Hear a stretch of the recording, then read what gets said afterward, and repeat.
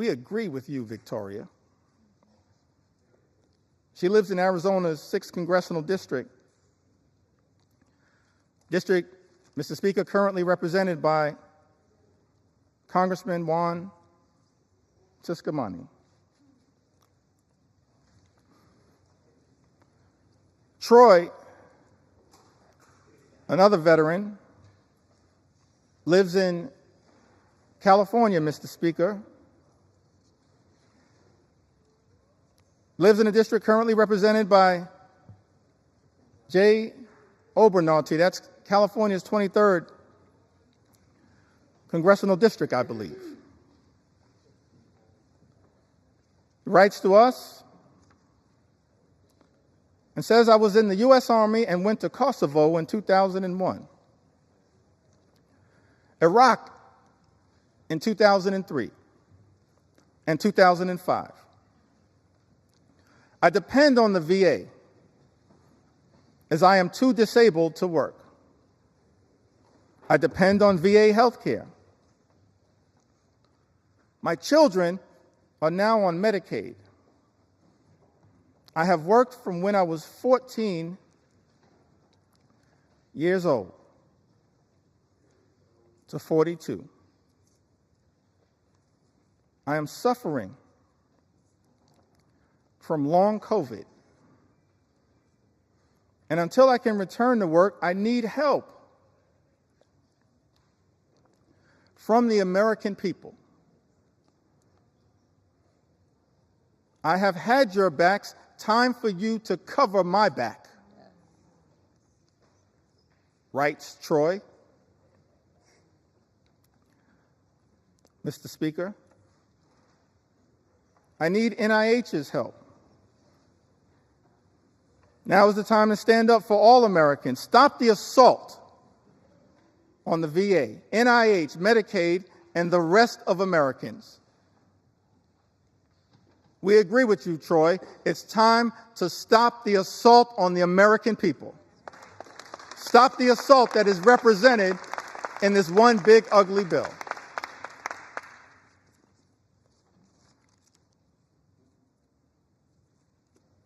Christy, another veteran, wrote to us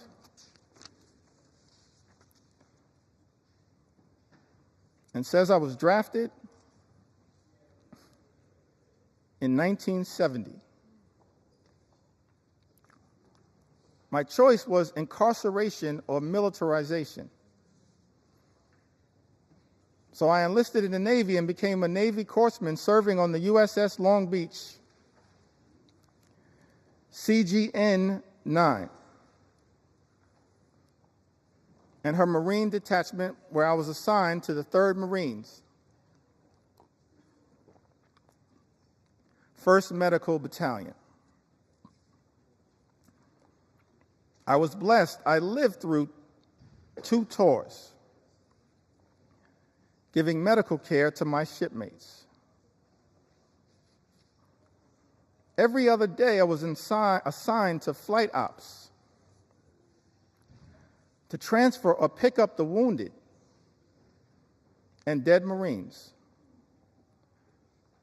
from shore to ships waiting offshore about 8 miles. I hated the smells of war. This veteran writes,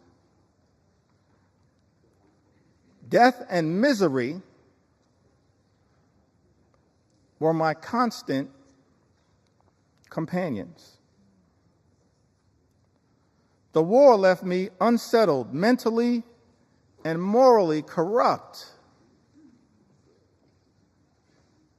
For 50 years, I have suffered with my PTSD, which went undiagnosed for years. After 12 years of VA therapy and working hard for my soul to be repaired,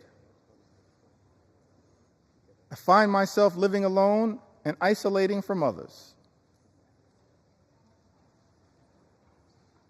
And I am one of the lucky ones, thanks to the care I have received from the VA.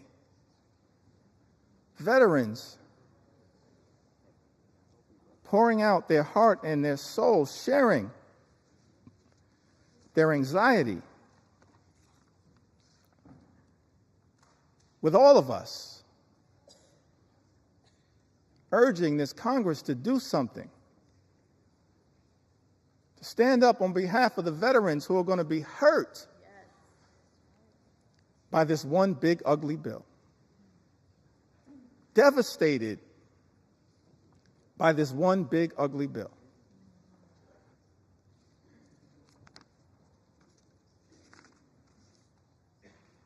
We also heard, Mr. Speaker, from Timothy, who I believe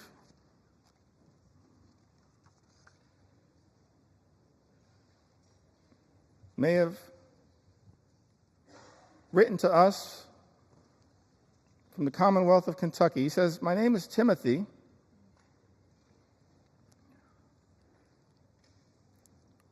And for the past 5 years, I have worked at the Department of Housing and Urban Development in field policy and management,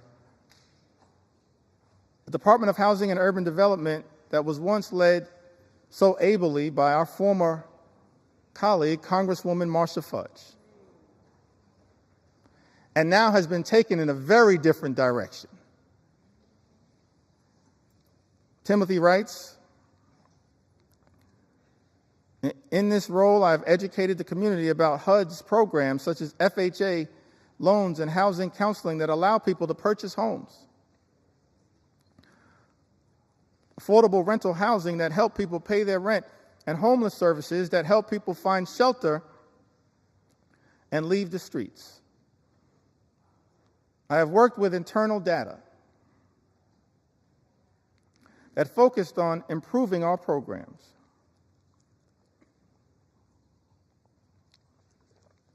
Most recently, I worked with a team that hired people from housing authorities and Job Corps with the goal of providing people a career and a way off government assistance. Those incredible people, along with myself, have been fired by Elon Musk's Doge.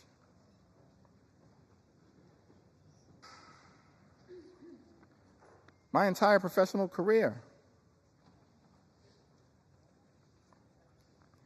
I have taken jobs that I considered bigger than me. I served in the military, both enlisted and as an officer. I deployed and am now a disabled vet with a rating of 90%. After the military, I focused on giving back and challenging myself in a way while continuing a job that was bigger than myself, so I joined the Peace Corps. Served in Ukraine for years, working as a youth development volunteer. Now as a HUD employee, I'm being fired by an unelected official and being called lazy by my president. I want to know why Elon Musk has this power and authority and why our elected officials are not doing more to stop it. I have served this country and the government my entire life because I love my country. Why is this happening? Tim writes to us. That is such an important question, Mr. Speaker. Why is this happening in the United States of America? Why are we living in a country where this administration has launched an all-out assault on veterans in the United States of America, firing veterans like Tim,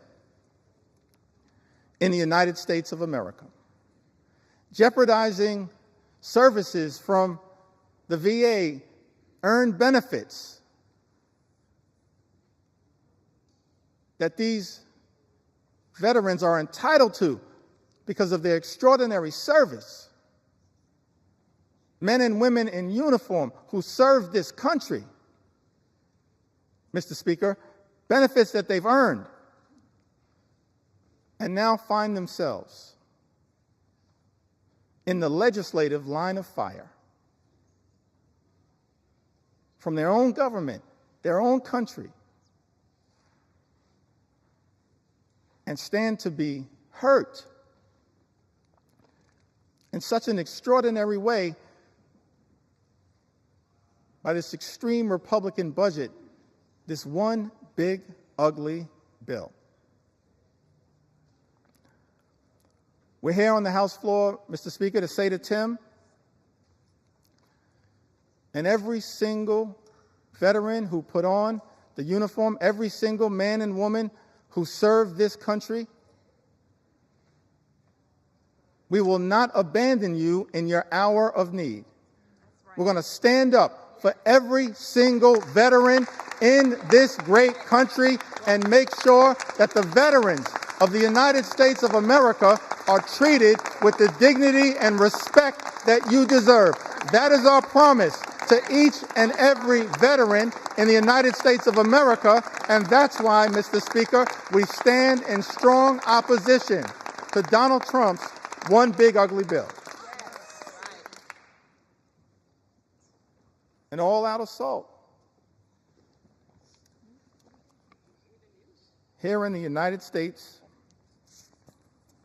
of America, an extraordinary assault. An assault on the economy, an assault on our veterans, an assault on farm country, an assault on healthcare, an assault on nutritional assistance. And of course, this one big ugly bill and the Trump administration, I wish it was not so. Because at the beginning of this Congress, Mr. Speaker, I stood right where you stand right now and said in my first remarks to this Congress and the American people that as Democrats, we were prepared to find common ground on any issue to make a difference in the lives of the American people we all represent. But then, Mr. Speaker, beginning on January 20th, a flood of extremism, the likes of which have never before been seen in the United States of America, has been unleashed on the American people. An all-out assault on the American way of life. An assault on small businesses that is underway here in the United States of America. We should all recognize that small businesses represent the heart and soul of the American economy. And if we're going to stand up for any group of people here in the United States of America, in addition to our veterans, our men and women in uniform, and I'm proud that I stand here as the son of someone who once wore the uniform. My father, he's in heaven right now. Marlon Jeffries grew up in Newark. His nickname was Pudding. One of my regrets is that I never got to ask him, how did he get the nickname Pudding? But he left Newark as a high school graduate and put the uniform on, enlisted in the Air Force, and served in Germany during the Cold War. We have to stand up for our veterans, stand up for small businesses. And we've heard a lot throughout this process about concerns from small business entrepreneurs here in the United States of America. Heard from Mercedes, lives in the great state of Colorado. Mercedes writes, "My husband and I are the owners of a small business. Without the ACA, my family would not be able to afford health insurance. My daughter also receives free dental coverage as a result of the ACA. I still have major issues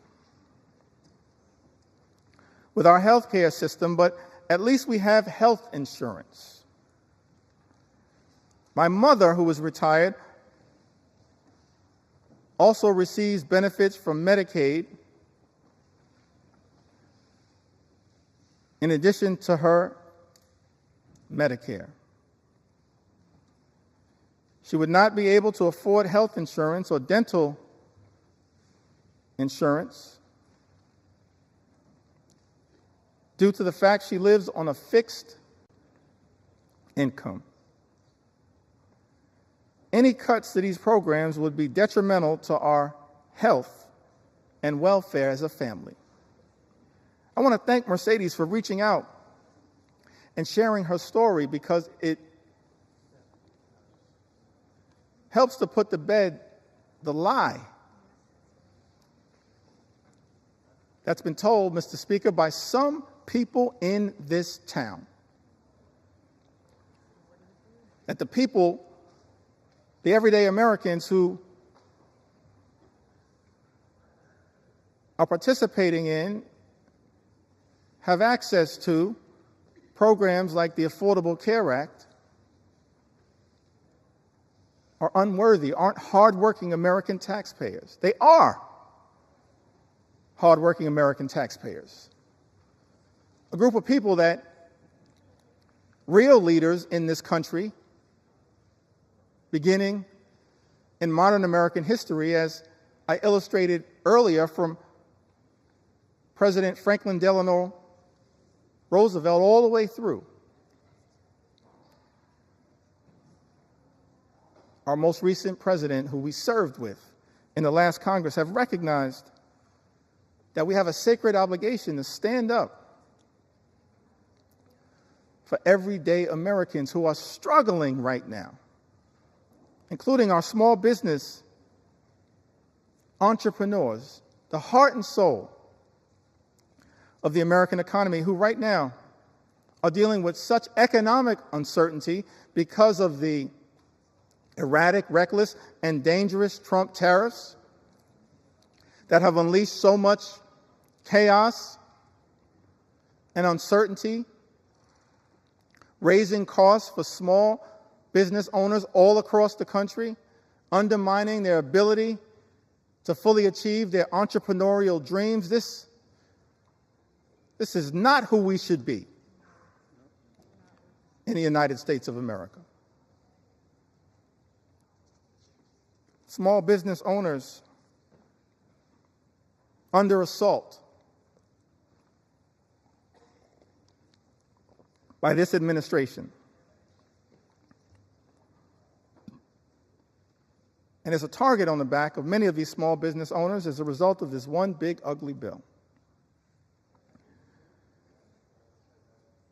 Janice wrote to us. She's from the great state of Michigan, the heartland of our country.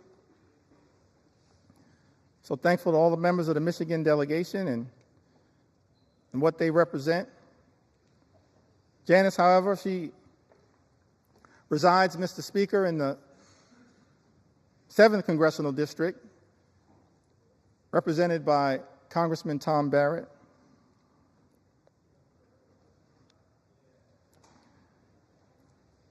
Says that small business owner, mother, ACA recipient in Michigan, who recently spoke about how Trump's tariffs would potentially force her to close her business, which has given her family a livelihood for a decade and helped put 2 children through college. I just don't understand why Trump thinks putting tariffs will help American businesses. It's not. She writes, it's going to decimate us. People like us will be hit the hardest.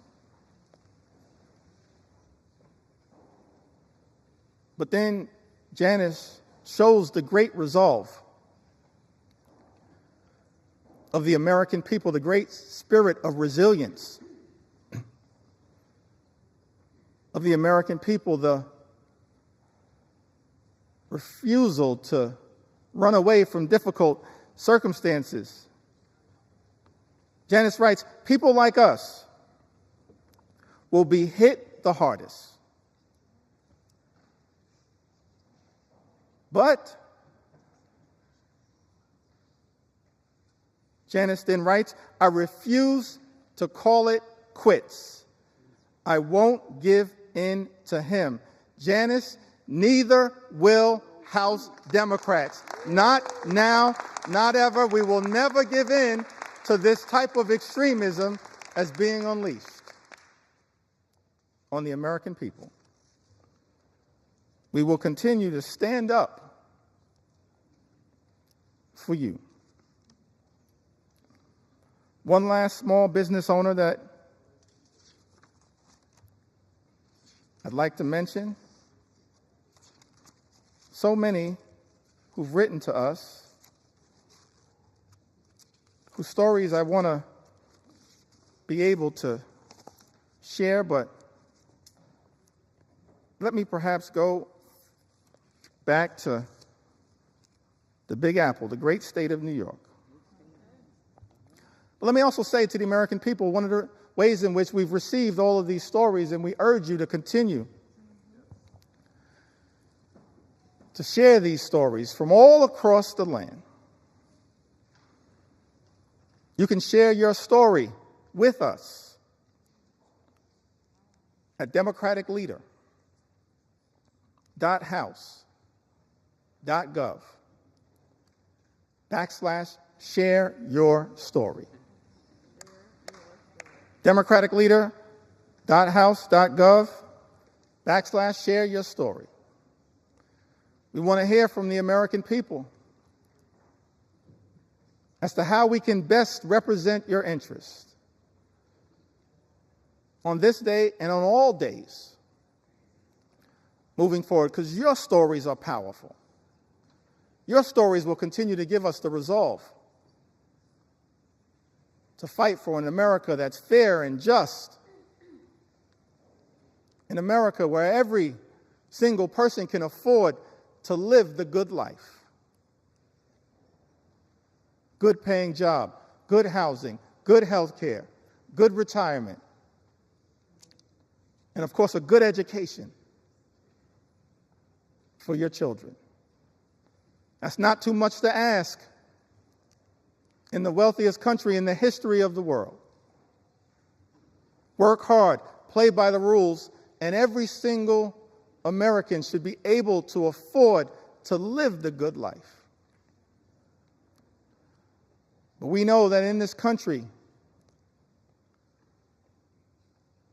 far too many people are living paycheck to paycheck. Far too many small business entrepreneurs living paycheck to paycheck, and justifiably expect better from this government. We should be working hard in a bipartisan way to make their life better,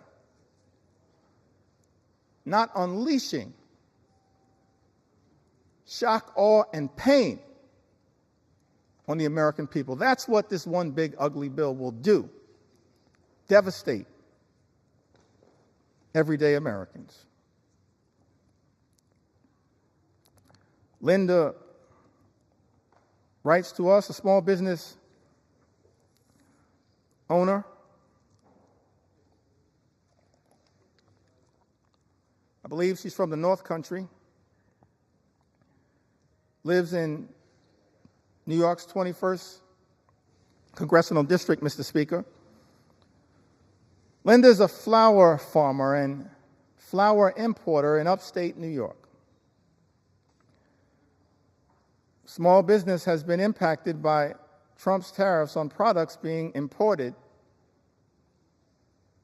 from Western Europe, the Netherlands, I believe.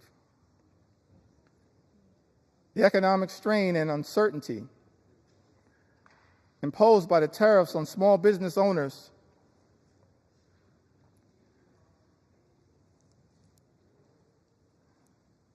operating on slim margins has caused Linda and her customers to incur additional expenses.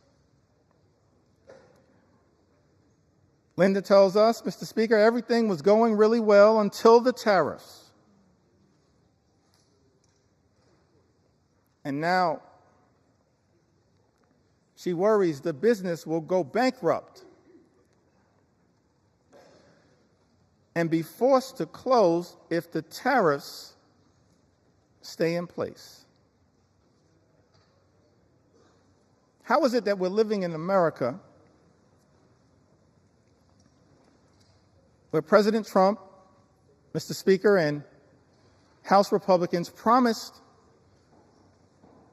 to address the high cost of living in the United States, promised to lower costs on day one. But costs aren't going down, they're going up. And as a result of these Trump tariffs, are now at risk of experiencing thousands of dollars per year in additional costs. And there is nothing in this one big ugly bill that is going to meaningfully make the lives of everyday Americans, of hardworking American taxpayers, of working class folks, of middle class folks, of all those Americans who aspire to be part of the middle class, of the poor and the sick and the afflicted. Nothing in Donald Trump's one big ugly bill that will meaningfully make their life more affordable. An all-out assault on the economy.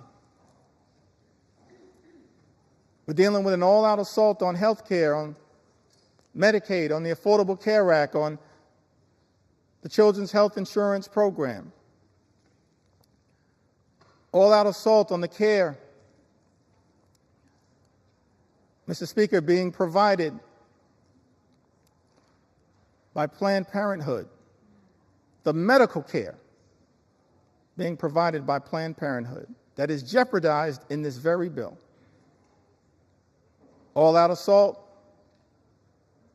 on hungry children, on hungry veterans, and on hungry seniors, millions of people who will lose their nutritional assistance, will go hungry. Food is being ripped out of their mouths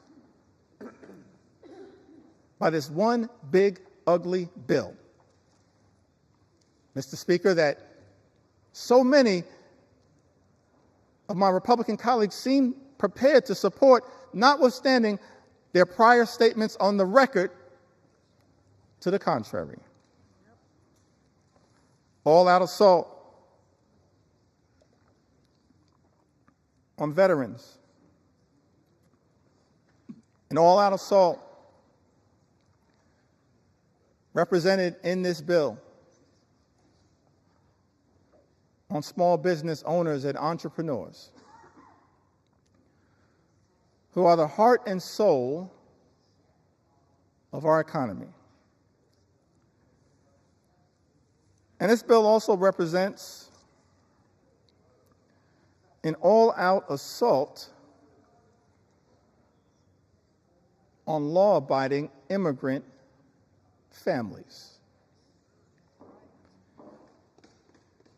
And Mr. Speaker, we are going to tell their stories as well. We're going to tell their stories. We're going to tell their stories. Because what's happening in this country, an all-out assault on law-abiding immigrant families, is unconscionable, unacceptable, and it's un-American. Because this is a country that should continue to pride itself as a nation anchored in the rule of law, and at the same time, a nation anchored in our journey as one of immigrants from all over the world. And we should never abandon that journey. We're approaching the 249th birthday of this great country, this exceptional country.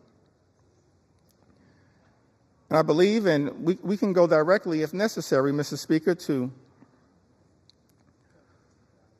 the words that were initially issued by Thomas Jefferson, the author of the Declaration of Independence. And he went through a whole series of indictments against the king. That America, 13 colonies, which became the 13 states, were working hard to break free from. I mentioned earlier the Declaration of Independence, and of course some of the aspirational aspects of it. There are really two parts, as I can tell. I'm not a constitutional scholar. I'm thankful for the constitutional scholars that serve in this Congress. No one more constitutional and more scholarly than my friend and colleague, the top Democrat on the Judiciary Committee, Jamie Raskin, who continues to lead the charge, standing up for the Constitution here in the United States of America. But as I read the Declaration of Independence, there seem to be two parts to it. There's the aspirational part, Mr. Speaker, of the Declaration of Independence. Of course, we hold these truths to be self-evident, that all men are created equal. We understand that now in a more enlightened way, all men, all women, all children, all of God's children created equally. That they are entitled to certain unalienable rights. That among these are life, liberty, and the pursuit of happiness. And so we spent a little time talking about what that could look like, our commitment to bringing about the American dream, the good life for every single person in this country, everybody. Work hard, play by the rules. And should be able to afford the good life in the United States of America. That's what we're going to continue to work on. Bring the American dream to life, consistent with that aspirational part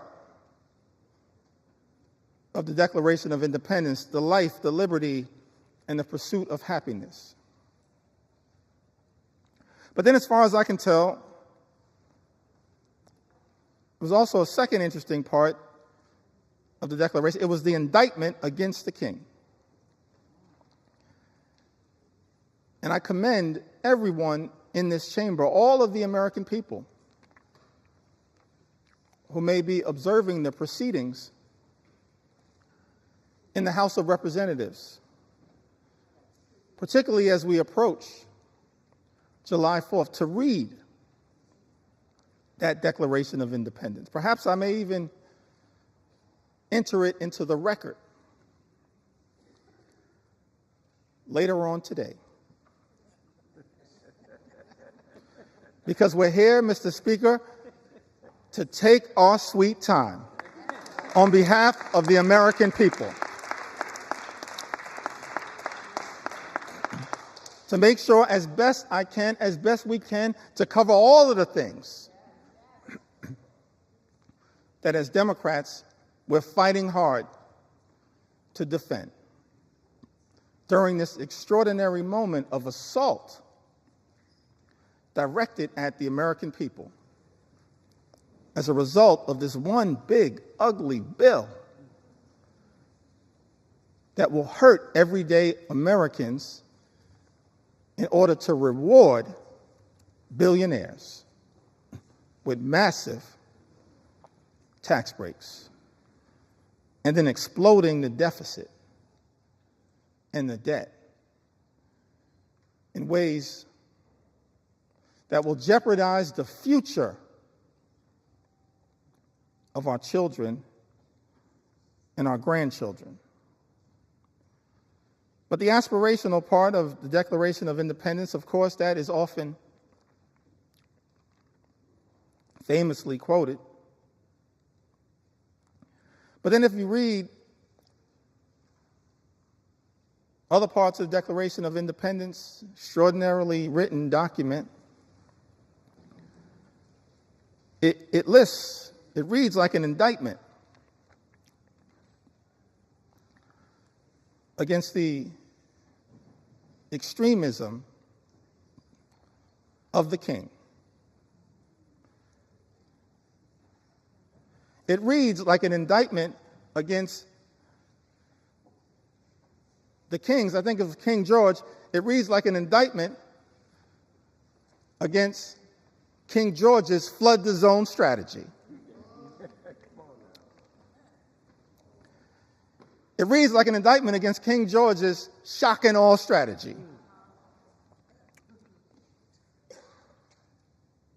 It reads like an indictment against what I think may have been called Project 1775, which is what brought us to Project 1776. And you look at this indictment, and one of the things it alludes to, it talks about, is the notion of the king's effort to stop the assimilation of people from other parts of the world into the United States of America. So we understand that from the very beginning of this great country, there was a recognition, of course, of the importance of immigration to the success and vitality of the United States of America. And let me be clear, Mr. Speaker, so there's no misrepresentation. As House Democrats, we understand the importance, the urgency of securing the border. We believe that our immigration system is broken and that it should be fixed in a comprehensive and bipartisan way. So many leaders in that effort, so many big ideas were willing to partner in a bipartisan way. Pramila Jayapal, Linda Sanchez, Adriano Espaillat, Tom Swazi, so many others. Veronica Escobar. We want to partner to fix our broken immigration system in a bipartisan and comprehensive way, secure our border. But we're also going to make sure we stand up for our nation's heritage, a nation of immigrants, which continues to this very day. It's an important part of American exceptionalism, and as far as I can tell, in my reading of the original document, the writings of the founders of this great country, the framers of the Constitution, they recognized it from the very beginning. They weren't perfect. We didn't have a perfect start. But of course, as the preamble to the United States Constitution set forth, we the people, in order to form a more perfect union. Mr. Speaker, we've been set on this magical course, our march toward a more perfect union. And the immigration journey has always been an important part of the American journey. That's why it's heartbreaking to see some of the things that are happening in the country right now. The targeting in such an extraordinary way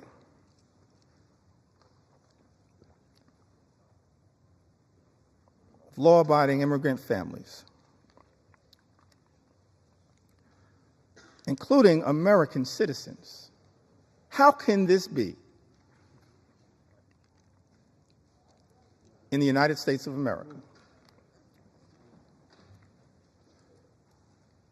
Some people who might suggest that we should stay away from these stories. No, I'm going to lean into this part of the American journey because we support our heritage as a nation of immigrants. And we're going to stand up for dreamers, stand up for farm workers, stand up for law-abiding immigrant families all across this country. U.S. citizen children have been deported, Mr. Speaker. Is this who we've become in the United States of America? How can this be? This is extraordinary. 2-year-old American named Manu Borges Santos was born in Fort Lauderdale, Florida, in September of 2022. February, she was taken into custody in Florida alongside her mother and father, both of whom were undocumented. And as a result of this situation, 2-year-old Manu was deported to Brazil. Because of the Trump administration, Manu, a U.S. citizen, only 2 years old, is now effectively stateless. Manu is not a citizen or resident of Brazil. She's a 2-year-old girl, an American citizen.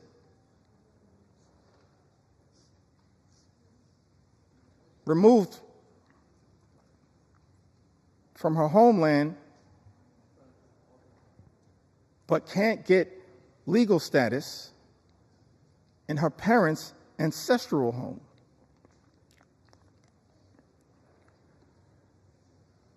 And as a result of her inability to get citizenship down in South America, because she's an American citizen, she has no right to routine pediatric checkups, even though Brazil has a public health system, cannot easily enroll in daycare and finds herself in an untenable situation. I think we are better than this. We've got to find a better way, because I thought this administration promised, Mr. Speaker, to target violent felons, not 2-year-old American citizens. That's unacceptable, as far as I can tell, in the United States of America. Target violent felons all you want. We support that. They should be deported.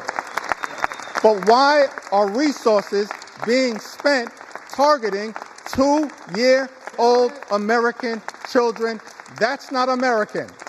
And I don't believe the American people support that. Mr. Speaker, that's not what this country should be all about. Manu wasn't the only one. The only American citizen who's been targeted by the deportation machine, a deportation machine that will be unleashed on steroids by this one big ugly bill. We know that, in fact, is the case. That's not hyperbole. It's not a hypothetical. It's not hype. J.D. Vance told us the other day, don't worry about the cuts to Medicaid. Don't worry about the fact that this is the largest cut to Medicaid in American history. Don't worry about the fact that millions of Americans, more than 17 million Americans, will lose their health care, and many more will experience higher premiums, copays, and deductibles, whose life will measurably get worse as a result of this one big ugly bill. Vice President J.D. Vance said, don't worry about that, because it's all about the deportation machine. That's not targeting violent felons. Apparently, much of what has been unleashed on the American people targeting American citizens, like a 2-year-old American girl with the initials VML, who was deported alongside her mother and sister to Honduras without any meaningful due process. VML was taken into custody by ICE on April 22nd.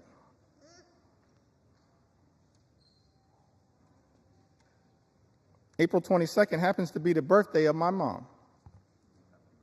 I love you, Miss Lanita Jeffries, if you're watching right now. I love you. My younger brother and I, we thank you for what you did, for your sacrifice in raising us, trying to be the best citizens that we can be. VML was taken into custody by ICE on April 22nd while attending a routine check-in at a New Orleans immigration office with her mother. VML's undocumented mother had no criminal history. And had she been allowed due process, they could have contested the removal.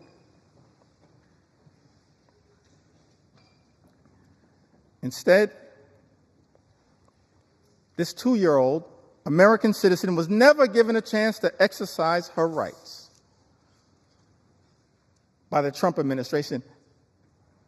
That is not who we are. We are better than this in the United States of America.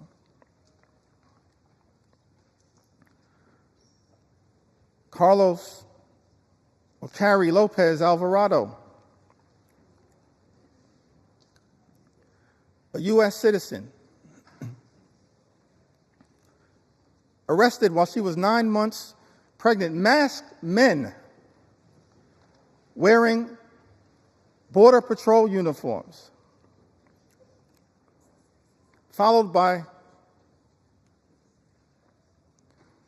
a white truck into a building's private parking in the city of Hawthorne. In that truck was Carrie's partner, Brian. When she tried asking questions about who the agents were and what authority they had to arrest her partner, she was arrested. And Carrie, an American citizen, recounted that they started grabbing me from both sides,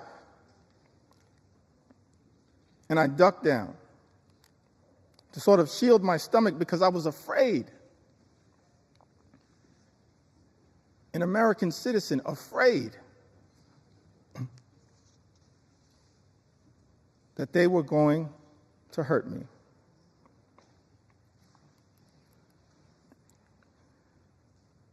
She told them her due date.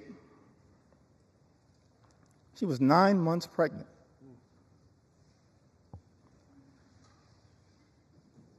Apparently, these CBP officers responded, "Okay, your baby is going to be born here, but you're from Mexico, right?" They were wrong. They were detaining an American citizen. This is what has been unleashed on the American people. One last story that I feel compelled to share on this issue. Mr. Speaker, I still got some ground to cover. Take your time. Take your time. On a few other issues of importance to the American people, but one last story that I think needs to be shared, Mr. Speaker, in connection with this issue. This received some attention, some notoriety. Americans were horrified, should be horrified. All of us should be horrified. I'll never forget the journey that we were originally on. Set forth, spoken to by the founders of this country. E pluribus unum, out of many, one. How can we forget that at this moment in time? One last story in this area that I feel compelled to share, Mr. Speaker. Story of Narciso Barranco, 48-year-old undocumented landscaper who has been in the United States since the 1990s and has no criminal record.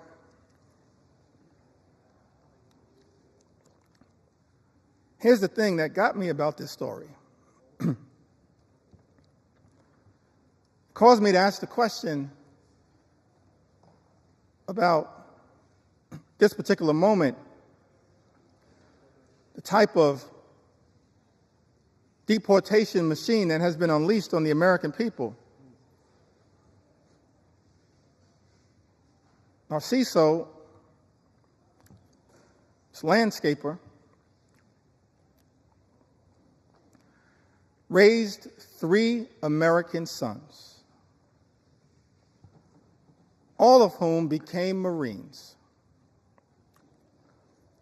2 of whom are currently, Mr. Speaker, on active duty Marines. His sons, juggling their military assignments had been trying to deal with the costs and the paperwork required to adjust their father's immigration status through parole in place, a program which allows undocumented members of military families to apply for a green card. But these men in uniform, juggling their military assignments, had not gotten there yet. So after 3 decades, living, working, and raising a family of patriots in the United States, Narciso was violently arrested while he was mowing the grass at an IHOP restaurant. We don't have to speculate as to whether this was true or not. In a video captured of the incident, you see he was sprayed with pepper gas. He was detained on the ground. He was not resisting. And he was hit repeatedly in the head by masked federal agents while he was on the ground. Let me park right there parenthetically for a moment. Seems to me that every other law enforcement professional in the United States of America has to disclose their identity in a way that is identifiable. These masks need to come down. They need to come down. They need to come down. These agents should just be held to the same set of standards as every other law enforcement officer in the United States of America. And if you don't understand the righteousness of that position, just study the case of Narciso. His oldest son, a Marine veteran, said in an interview, what we weren't prepared for and didn't prep him for was these guys attacking him. We never expected anything like that. We expected these guys to act professionally.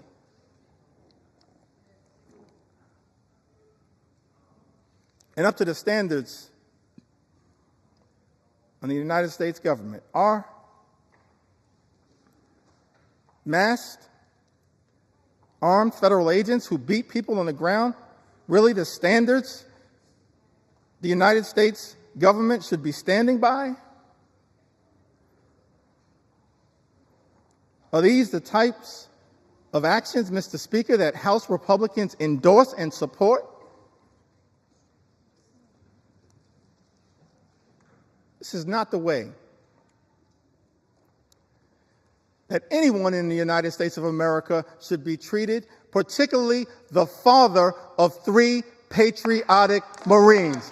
No one should be treated this way, but certainly not the father of 3 patriotic Marines in the United States of America. It's outrageous. It's out of control. And it's completely and totally unacceptable.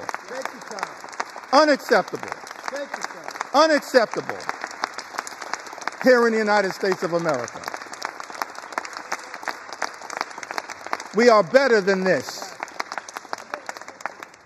Better than this. Mr. Speaker, I've talked about the aspirational vision that we have for a country where everybody can afford to live the good life and work hard, play by the rules, experience the American dream. lived a good life, good paying job, good housing, good health care, good education for their children, and a good retirement. That's not too much to ask in the United States of America, the wealthiest country in the history of the world, a great country, an exceptional country, as Abraham Lincoln once observed in a speech in the chamber of the House of Representatives. America, the last best hope of earth. Spent a little time talking about the type of things, the type of America that we should be working hard in a bipartisan way to bring about, and spent some time critiquing this one big, ugly bill. And it's not like Republicans, Mr. Speaker, weren't given every opportunity to try to address the concerns that we have raised. I'm thankful for my colleagues in all of the committees of jurisdiction who worked hard, pulling all-nighters, offering amendments to try to improve this one big, ugly bill. We've actually introduced throughout this process, Mr. Speaker, hundreds of amendments. Just yesterday, before the Rules Committee, hundreds of amendments. And before that,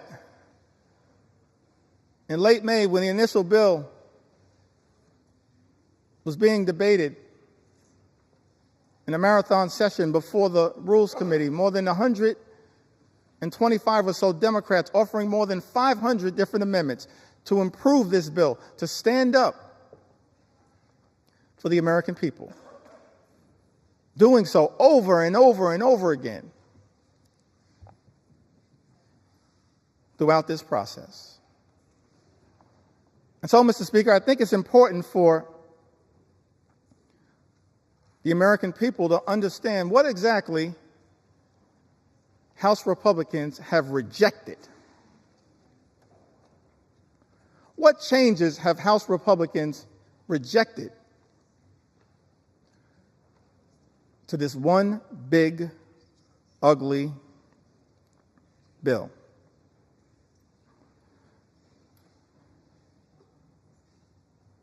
We repeatedly tried to offer an amendment, both in rules and on the House floor on behalf of the American people, to strike every single provision that would cause the largest cuts to health care and food assistance in history, which will result in 17 million people or more losing health coverage and jeopardizing nutritional benefits for about 42 million Americans who might otherwise go hungry. Republicans voted down that amendment.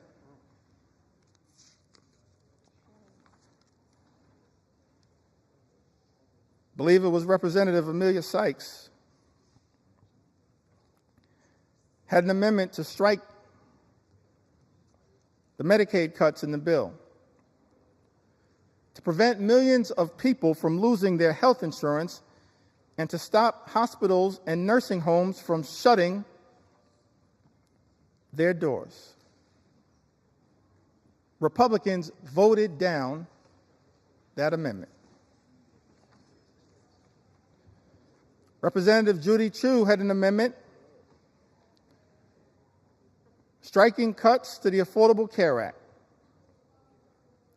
Cuts that are in this one big ugly bill that will cause millions of everyday Americans to lose their health insurance or experience having their costs go up. Mr. Speaker, you know that Republicans voted down that amendment. Representative Lauren Underwood from the great state of Illinois had an amendment, and I wish I could go through all of the amendments that have been introduced, but I'm going to highlight as many as I can. Representative Lauren Underwood had an amendment to ensure that people who get their insurance through the ACA, Obamacare, will not see their premiums increase. As I mentioned earlier, that as a result of this one big, ugly bill,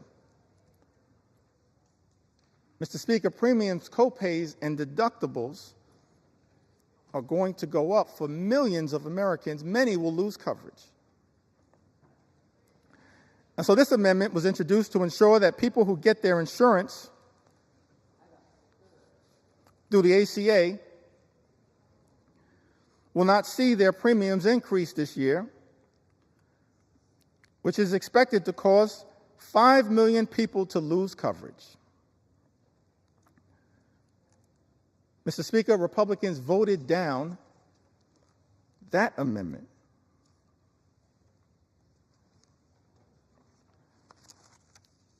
Representative Kelly Morrison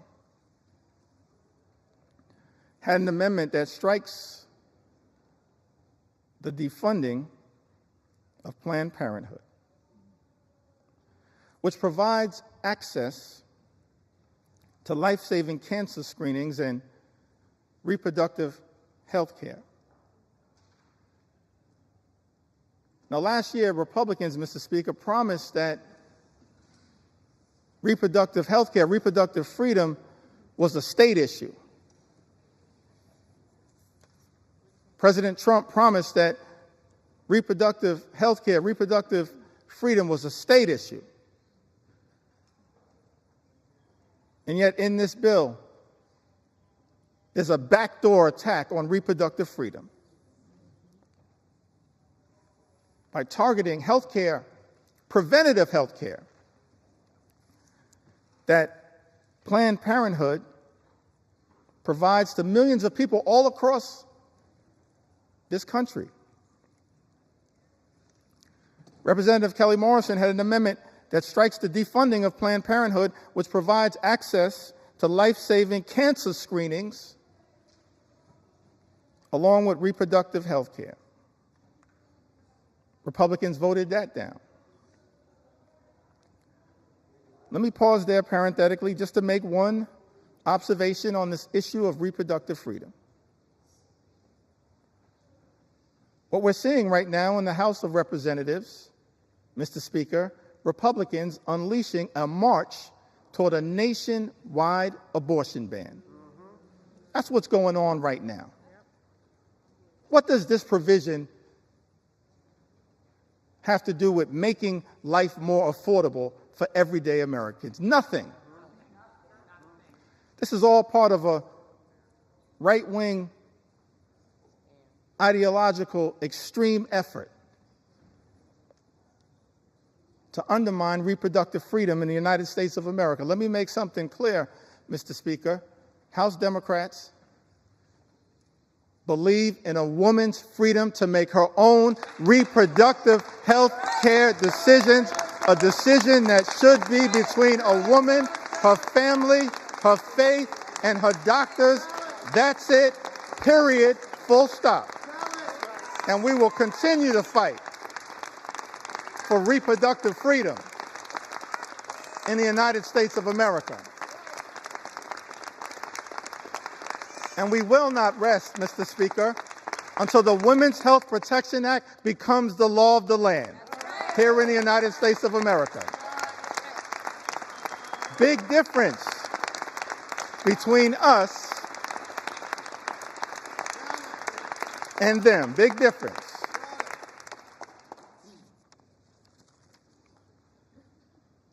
Mr. Speaker, Representative Johanna Hayes introduced an amendment to strike all provisions that would cut food assistance for children, seniors,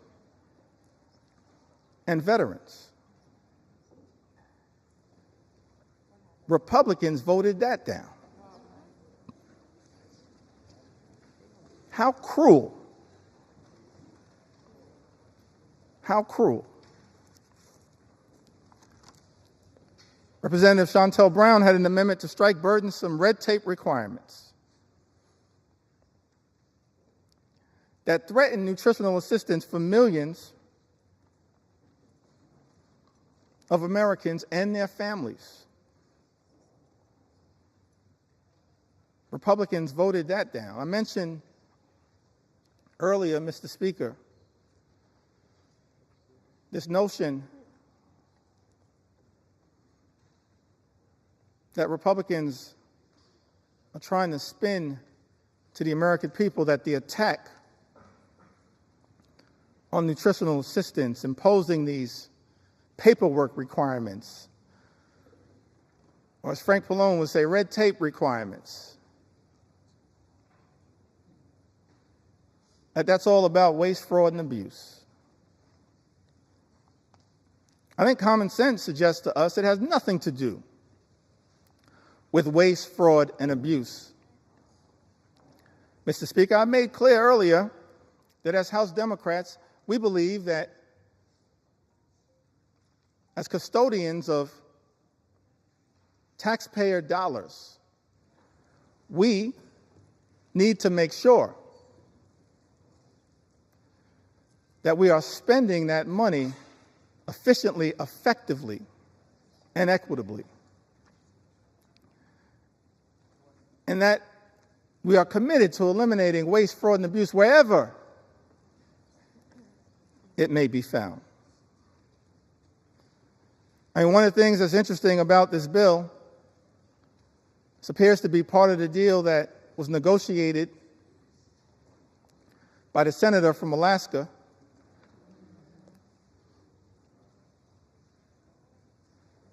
is that the states apparently that have the highest error rates with respect to supplemental nutritional assistance are shielded from the initial impact of the nutritional assistance cuts. Let's think about that for a moment. How can it be that Republicans, Mr. Speaker, are claiming that this bill has anything to do with waste, fraud, and abuse, and yet the states with the highest error rate,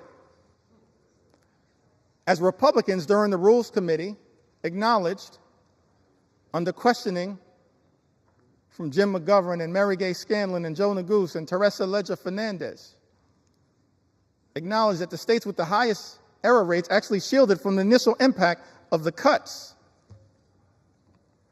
to supplemental nutritional assistance. Angie Craig pointed this out.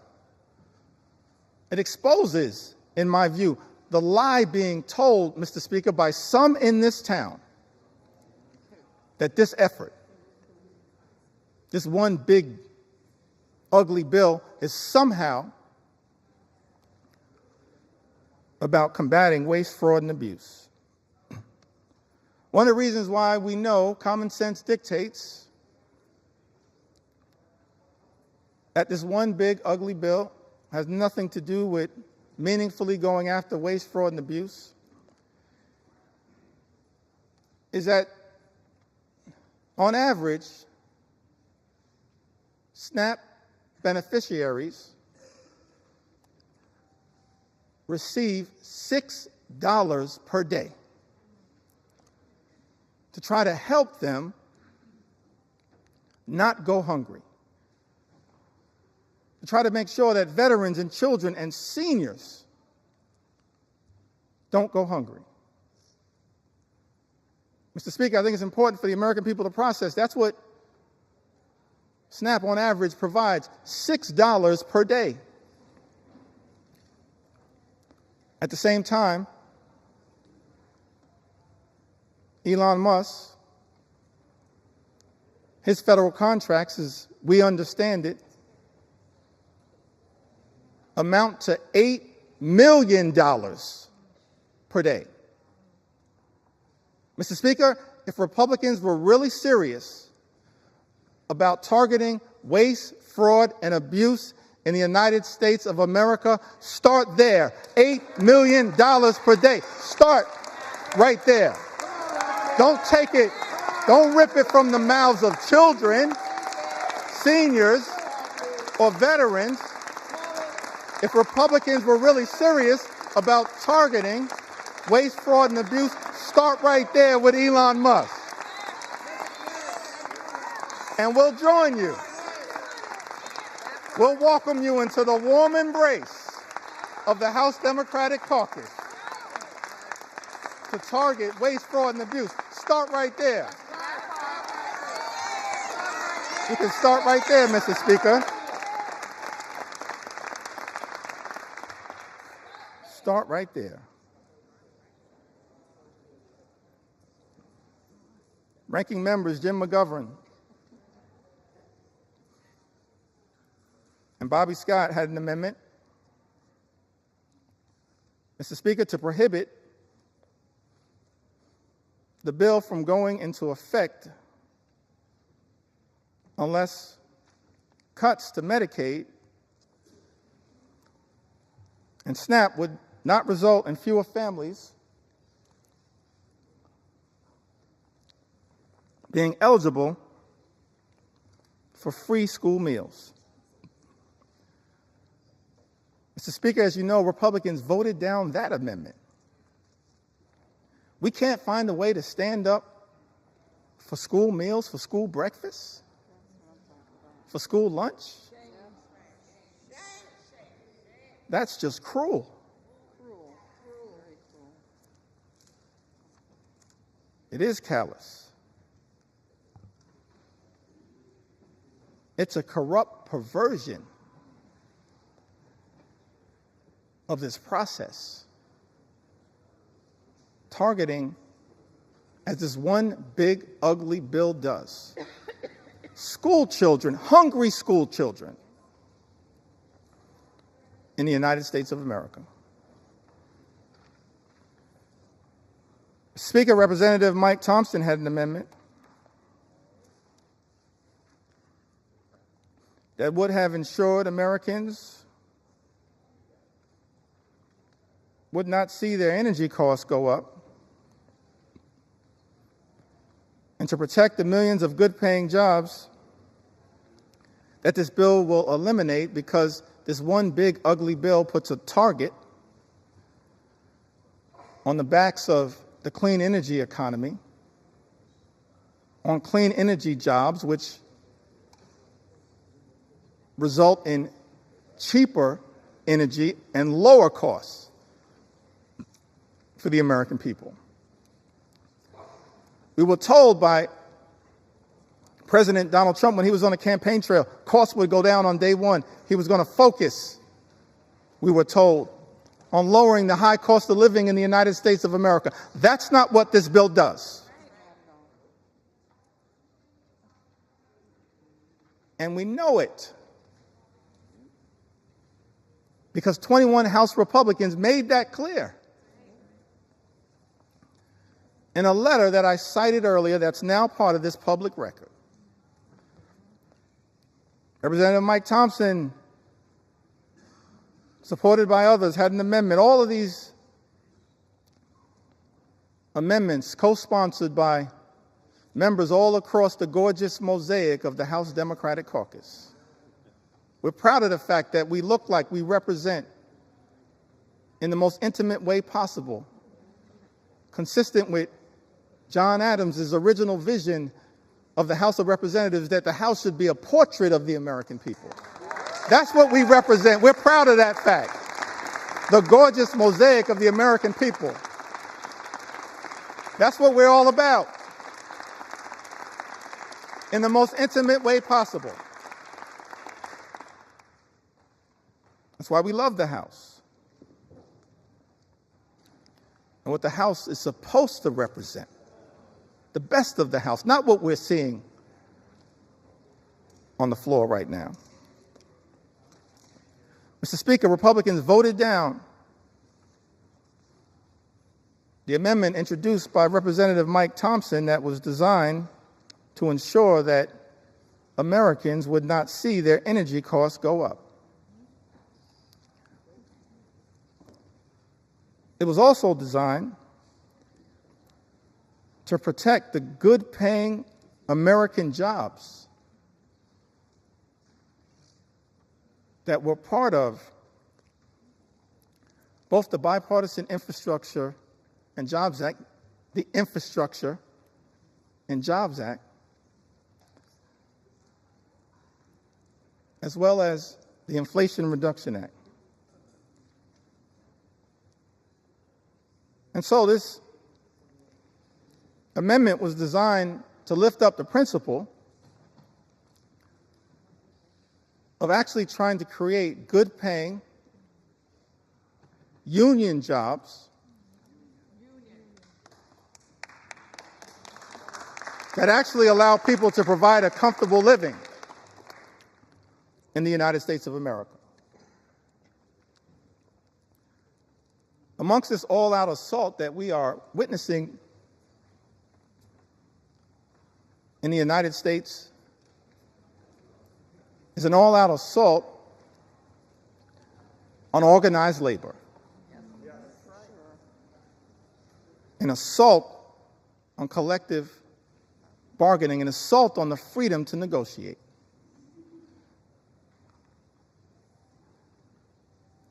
What's the difference, Mr. Speaker, between us and our colleagues on the other side of the aisle? I think one of the things that is a clear difference, Mr. Speaker, is that we recognize that in connection with this journey, work hard, play by the rules, imagine and dare to dream the ability to live the good life, to experience the American dream. An American dream that when you work hard and play by the rules, you should be able to provide a comfortable living for yourself and for your family. Educate your children. Purchase a home. Have access to high-quality health care. Go on vacation every now and then. And then one day retire with grace and dignity. That's the American dream. That's the ability to afford and access the good life. And we believe as House Democrats that no single force in the United States of America has done more to bring the American dream to life than organized labor, and we will continue to stand up for organized labor today, tomorrow, and always. Not undermine good-paying union jobs. That's what this bill, this one big ugly bill, does in the United States of America. We're going to stand up. Stand up. Stand up for organized labor.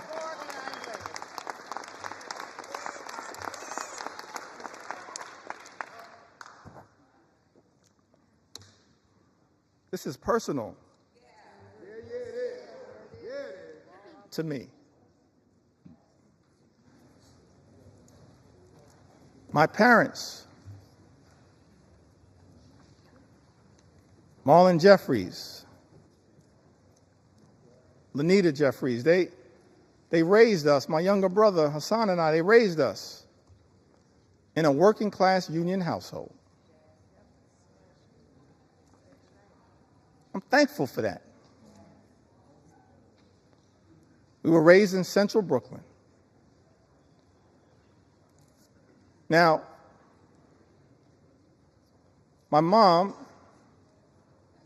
grew up in Connecticut. And I mentioned That must be Johanna Hayes.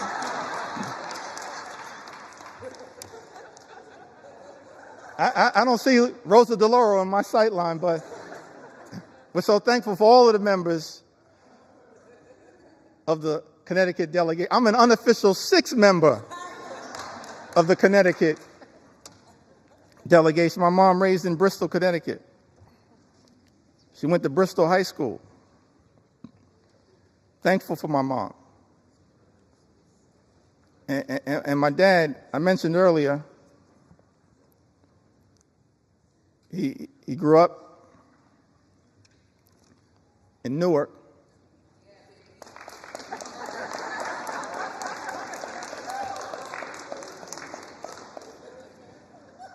That must be LaMonica McIver. I grew up in Brick City. I mentioned earlier he had the nickname Pudding. I failed to ask him, but I'm going to see if my mom can unlock the key to that nickname for me. My mom grew up in Bristol, Connecticut, and my father grew up in Newark. And I mentioned earlier that he then went off to serve this country in uniform as an Air Force member, served in Germany during the Cold War. I think about that a lot. I didn't get to talk too much about it. I wish I would have had the opportunity to talk a little bit more with my dad about that. It's an extraordinary thing in the United States of America that someone could grow up in inner city Newark and then have the ability, in part, thanks to President Harry Truman, to serve with people of all races to defend this great country.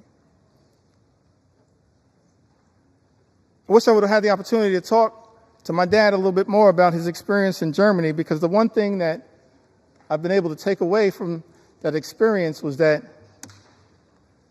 he came back having fallen in love with Heinekens and Becks.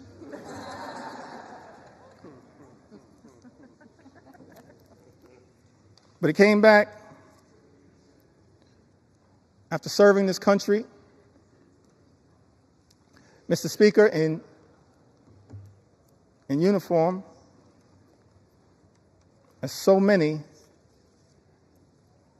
men and women do right now in uniform. And let me make clear, we're so thankful, we're so appreciative of the courage of the men and women in uniform who serve in the United States military, and we will always stand behind you. We thank you for your service, your patriotism, your courage, your heroism, and your sacrifice, lifting up the freedom that is America. You are not suckers, you are heroes. You're not suckers, you're heroes.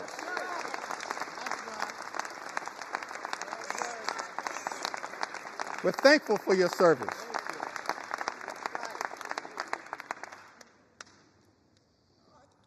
The men and women, no better hype person than Frederica Wilson.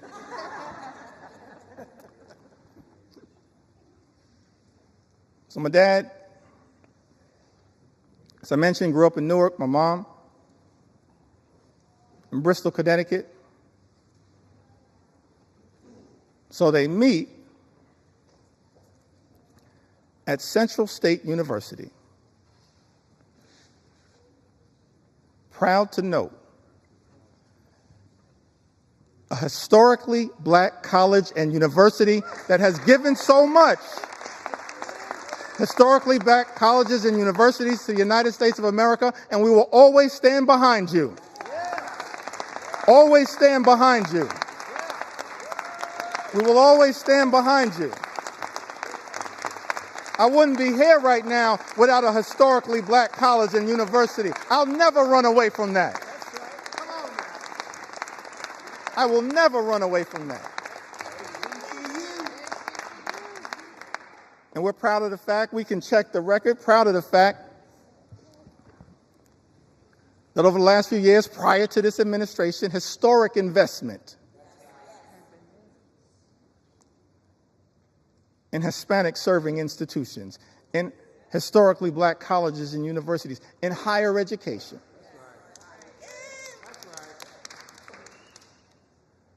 That's part of who I am right now. I don't know if I'll have time to tell the story of my grandmother. Maybe I will.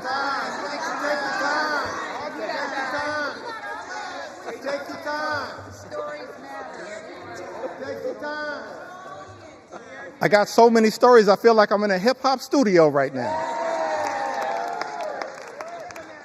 But they all relate to what makes every single one of us, every single Democrat, have a story to tell. A story to tell. Brooklyn will get that.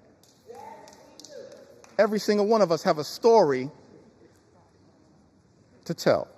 That leads us to this moment. It's the reason why we're fighting hard against this incredible and unprecedented assault on the American way of life and an assault on organized labor. So my parents, they meet Central State University, and Dad would tell us, my younger brother and I, that it was love at first sight. But apparently my mom said, not so fast. But it worked out. I'm thankful for that. They met at Central State University. And so, of course, I mentioned that mom from Connecticut, father from New Jersey. Why was it that we grew up in New York City? Apparently, they compromised and moved to Brooklyn. And so I'm raised in Brooklyn, New York. Working class neighborhood. In the middle of the crack cocaine epidemic. Dangerous times in New York City. In a union household, proud that I grew up in the Cornerstone Baptist Church, still a member of the Cornerstone Baptist Church. Grew up in this union household. And Mr. Speaker, I land on that moment, and every single one of us as House Democrats have a similar story to tell about why in our heart, in our soul, in our essence, in our experience, we're so horrified by the attacks on organized labor. Because we understand the importance of what organized labor has meant to the American journey. My mom and dad were both public servants throughout their entire lives. My mom worked for 45 years, DC 37, for the city of New York. My dad, he worked for 30 years. He was a member of the Public Employees Foundation. He was a substance abuse social worker. dealing with addiction. During the heroin explosion of the 1970s, the crack cocaine epidemic of the 1980s. But they got married in 1967. And they were newlyweds. And many people familiar with the history of the labor movement, particularly in New York City, know that in 1967, the Social Service Employees Union, which they both belonged to at the time, famously went on strike for better pay, better health care, better working conditions, and most importantly, better service to the clients that they served. And I've thought about that fact. They were newlyweds. A few months in, and they had to make a decision when the Social Service Employees Union went out on strike, whether they would cross the picket line, because it was unclear, perhaps, how they would pay for food and rent and clothing as newlyweds in a new city.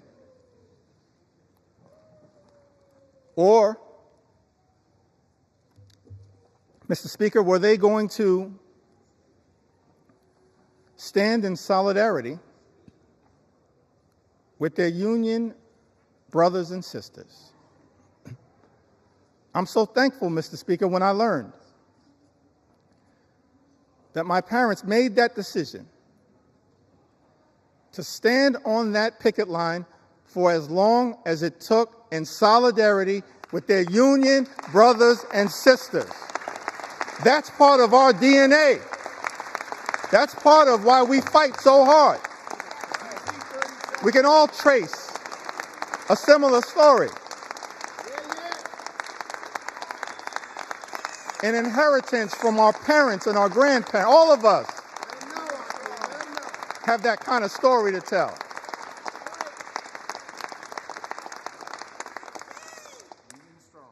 Why am I so thankful that my parents made what I believe was a tough personal decision, but of course the right decision? It's because of what that union membership actually meant to my journey and my younger brother's journey. 1973, my younger brother was born with a serious heart condition. He's okay right now. He's doing well. Right now, he continues to say on social media that he's our mother's favorite son. Let me say from the House floor, no, you are not. I think she favors both of us. A younger brother, 1973, he's born with a serious heart condition. He's okay right now. He's born with a serious heart condition. I'm thankful that it was that union negotiated health care that got our family through that difficult moment. That's why we do what we do. Our own personal experience.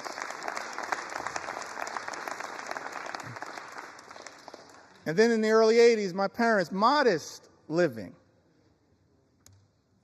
Neither of them, even at the tail end of decades-long careers, ever made more than $50,000. Modest living. But in the early 80s in Crown Heights, rough neighborhood, central Brooklyn, they bought their first and only home. They were able to buy that home the home that my younger brother Hassan and I were raised in, because of that union negotiated salary, and pay off the mortgage down to zero because of that union negotiated salary. This is personal to us, our own journey. And lastly, as it relates to this part of my journey, why we all fight for what we fight for, why we stood behind Mike Thompson's amendment to protect good-paying union jobs. I went to college. I went to Binghamton University.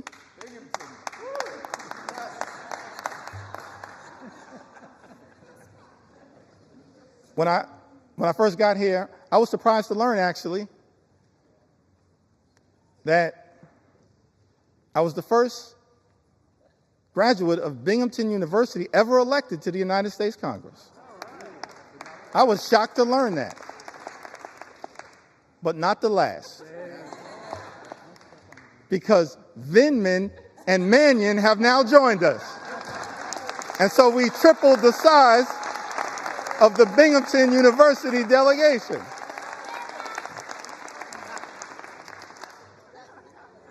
It's part of the reason why we stand up for higher education and public education. That's our own experience. So I graduated from Binghamton University.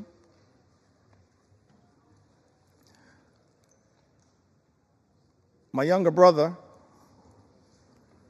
graduated from Morehouse University. I think that was Hank Johnson. Sanford Bishop.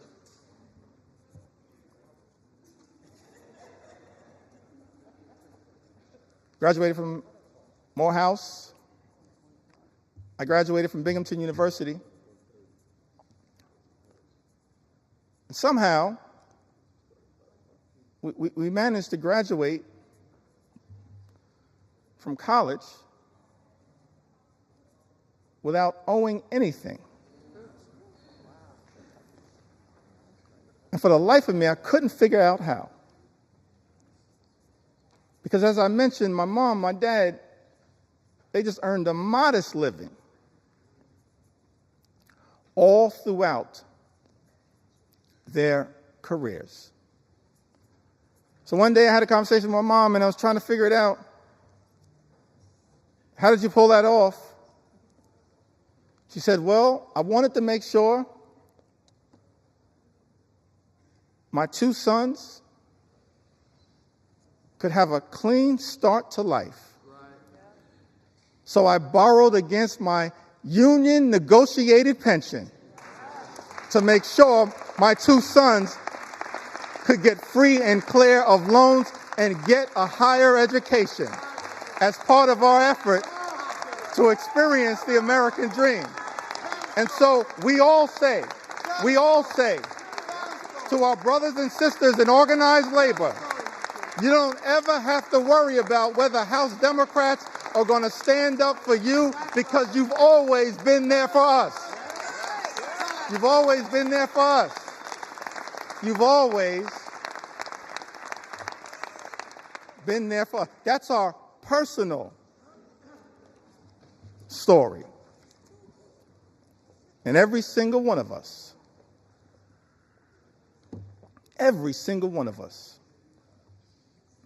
we do this work because we've lived a life of opportunity that this great country has provided to us. And we're deeply troubled, saddened, disgusted that this great institution, this House of Representatives, Mr. Speaker, Republicans are trying to jam this one big ugly bill down the throats of the American people. A bill that hurts everyday Americans in order to reward billionaires with massive tax breaks. Shame on this institution if that bill ever passes.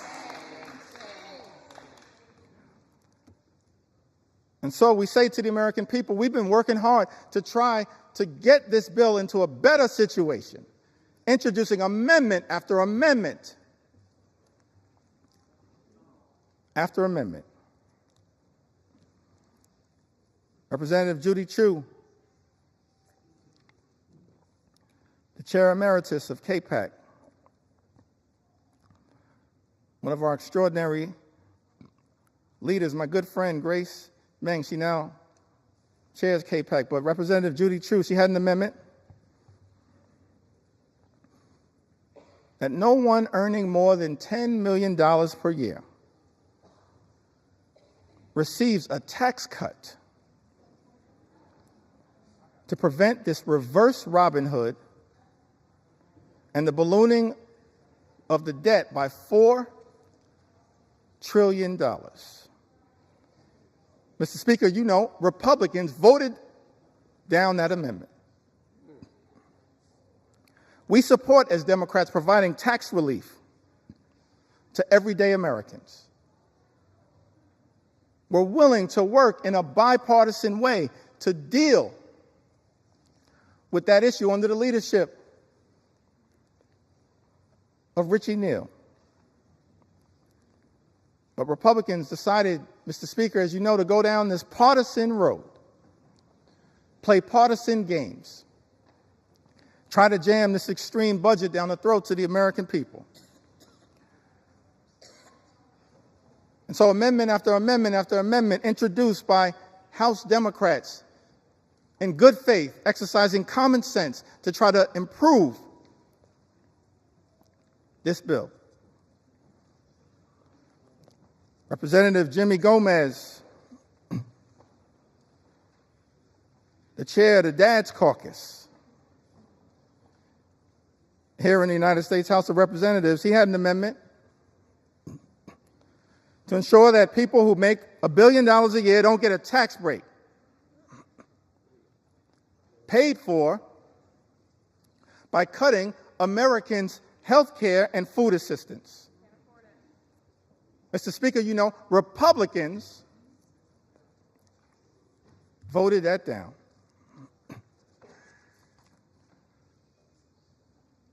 My good friend and classmate, Representative Susan DelBene,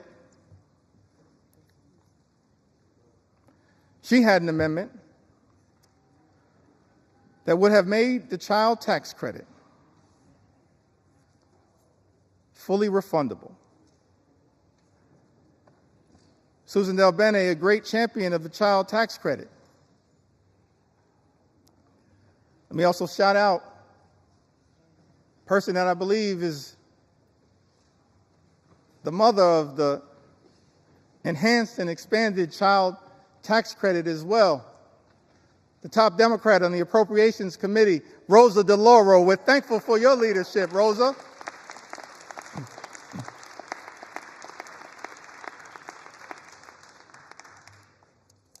Fighting hard on behalf of the American people. Susan DelBene, a great champion of the child tax credit. She had an amendment, Mr. Speaker, to make the child tax credit fully refundable, covering the 17 million children who are being left behind by the big, ugly bill, and increase the child tax credit for families.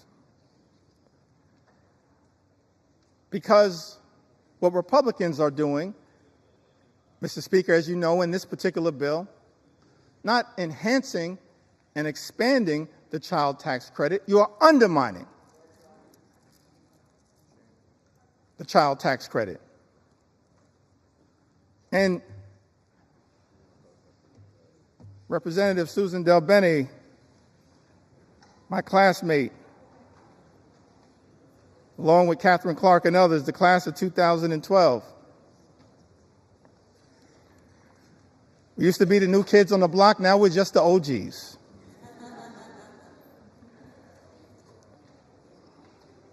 Susan Del Bene, she introduces this amendment, and Mr. Speaker, as you know, Republicans voted it down. Representative Laura Gillen had an amendment that dealt with this issue a little bit earlier. The new and permanent cap on state and local tax deduction. Representative Laura Gillen had an amendment to strike the new and permanent cap on SALT,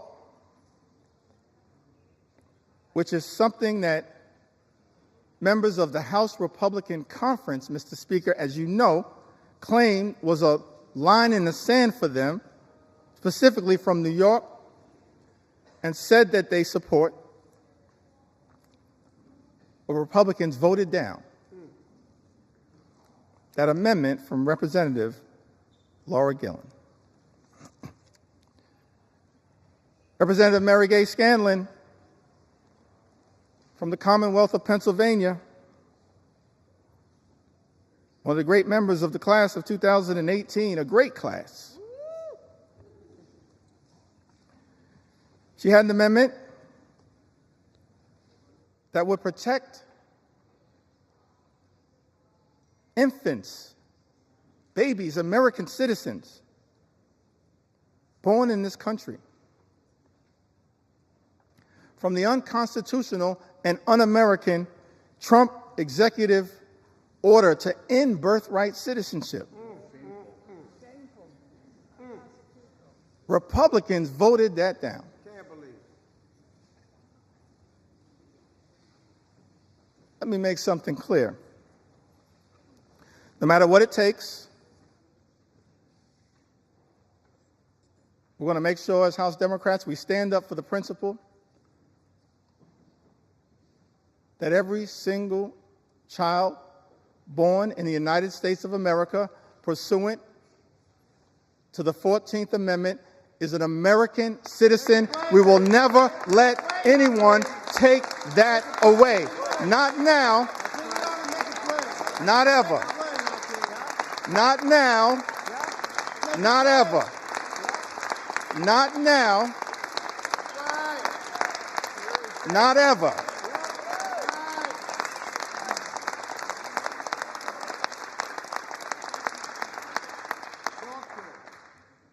I think Mary Gay Scanlon, I'm appreciative of my big brother, Congressman Greg Meeks,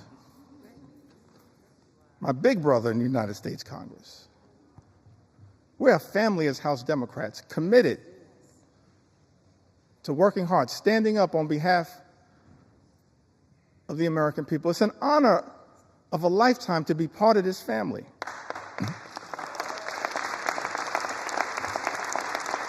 To stand on the shoulders of Nancy Pelosi and Steny Hoyer and Jim Clyburn.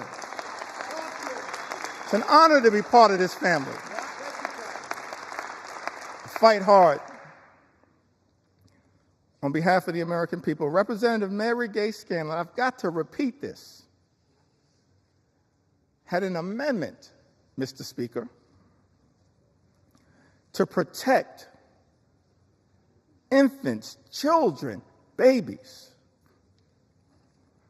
against the unconstitutional and un-American Trump executive order to end birthright citizenship. Republicans voted that down.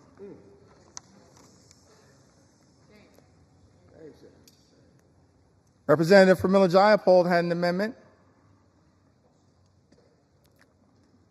to prevent ICE from deporting U.S. citizens. United States citizens, Mr. Speaker, that are being deported by the Trump administration. I documented some of that earlier today. We're happy to provide more examples. In fact, I'm happy to debate my colleague, Speaker Mike Johnson, on any of these issues, anytime, right here on the floor of the House of Representatives. I sent you that invitation. I sent you that invitation. I sent you that invitation months ago. I'm still waiting to get a response. We're not running from the American people. We're ready to debate any of these issues anytime, any place, particularly right here on the floor of the House of Representatives. Representative Pramila Jayapal, she had an amendment, Mr. Speaker, to prevent ICE from deporting U.S. citizens. Republicans voted that down.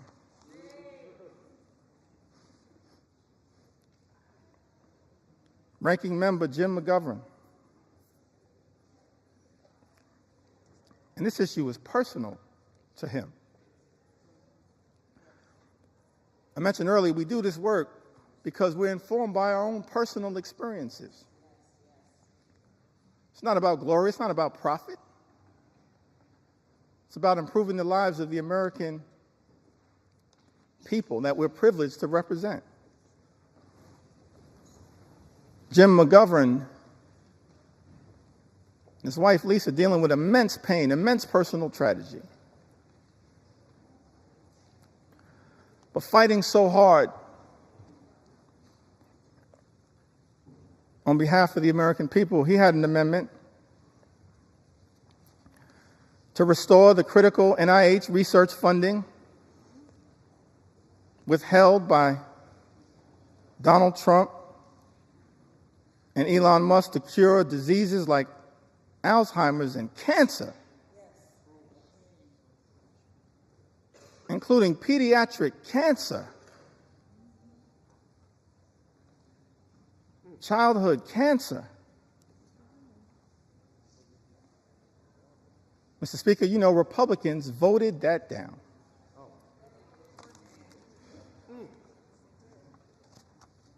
Hundreds of amendments introduced by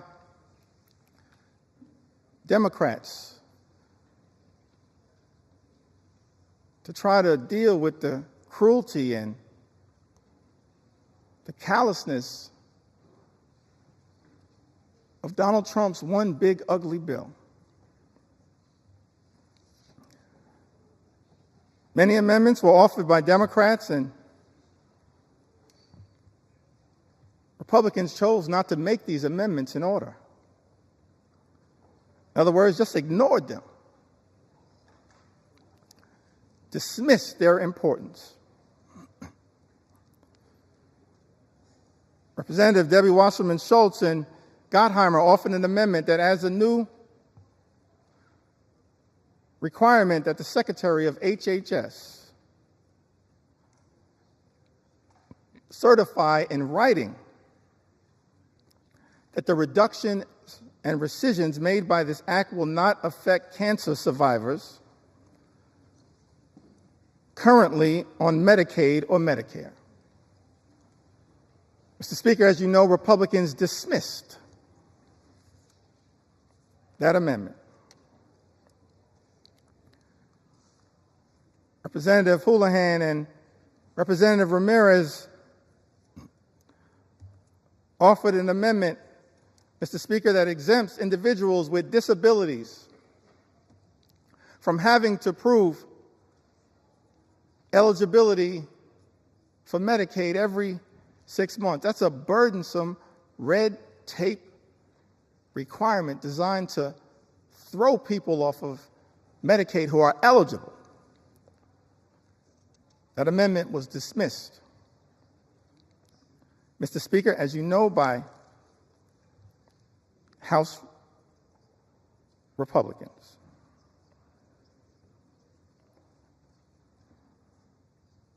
Representative Sarah McBride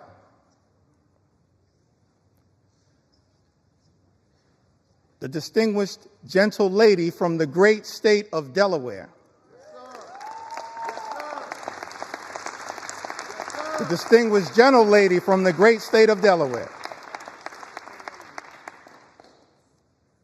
She offered an amendment that requires the CBO, the Congressional Budget Office, to certify provisions in this bill to make sure that those provisions will not reduce access to care or increase the cost of care for seniors who are duly eligible for Medicare and Medicaid. Mr. Speaker, as you know, Republicans dismissed that amendment. Representative Rob Menendez offered an amendment that the health provisions will not take effect if it would lead to an increase in mortality rates due to reduced access to hospital services. Mr. Speaker, as you know, House Republicans dismissed that amendment. Representative Val Hoyle introduced an amendment that strikes changes to provider taxes and preserves states' ability to use or increase provider taxes to fund Medicaid and protect hospital funding. Mr. Speaker, you know that despite Representative Hoyle offering this amendment, Republicans dismissed it. Rural hospitals will close as a result of Donald Trump's one big, ugly bill. They will close. Susan Collins acknowledged that fact. But House Republicans are here jamming a bill down the throats of the American people that will close hospitals in rural America, in urban America, in small-town America, in the heartland of America, and apparently, Mr. Speaker, couldn't care less. Let me be clear. We're going to stand up for those communities that my colleagues on the other side of the aisle have abandoned. We're going to stand up for rural America, urban America, small-town America, the heartland of America, Appalachia. We're going to stand up for all of America, whether we represent you or not.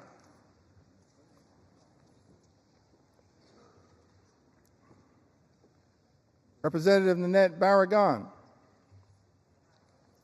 one of our co-chairs of Steering and Policy, along with Robin Kelly and DWS, she offered an amendment increasing the Hospital Stabilization Fund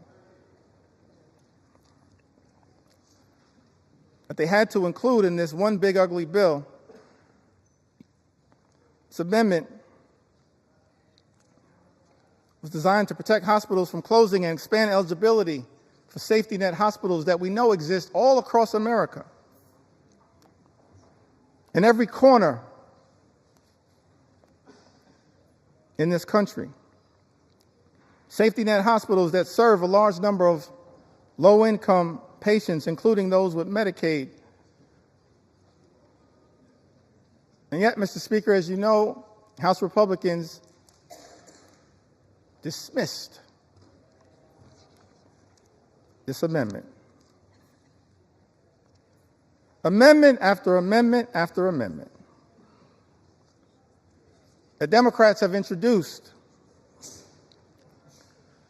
to try to relieve the pain that is being visited upon the American people by this one big ugly bill, voted down by Republicans or dismissed out of hand. Representative Costa introduced an amendment to protect those on the low-income heating and energy assistance program who are also targeted by this one big ugly bill. It's part of an effort to ensure that all households on SNAP can continue to qualify. Mr. Speaker, as you know, Republicans dismissed that amendment out of hand, ignored it, did not see fit to take it up. Representative Jill Takuda from the great state of Hawaii, she introduced an amendment trying to prevent the nutrition title of this bill from taking effect. Against USDA can determine that the provisions of this one big ugly bill would not result in material economic harm to farmers, ranchers, and producers. Mr. Speaker, as you know, Republicans dismissed that amendment out of hand. Representative Lloyd Doggett had an amendment to extend tax cuts for the 98% of the American people who make $400,000 or less per year. Had that amendment been taken up and passed, it would have cut the cost of this one big, ugly bill by approximately 50%. And we would have been standing up for those everyday Americans who are now going to be hurt by other provisions in this GOP tax scam, this disgusting abomination. Mr. Speaker, as you know, that amendment dismissed out of hand by the House Republican majority. Representative Seth Magaziner from the great state of Rhode Island. He's only in his second term. Somehow he's the dean of the delegation.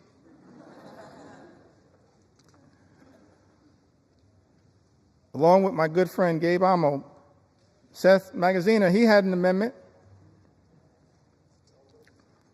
to provide a tax cut for the middle class, paid for by increasing taxes on the wealthiest here in this country. Taxes and a tax rate that had previously been at 39%, lowered by the original GOP tax scam in 2017. He had this amendment to provide a tax cut for middle-class Americans. Instead, Republicans are spending $1 trillion on massive tax breaks for the wealthiest amongst us. And that amendment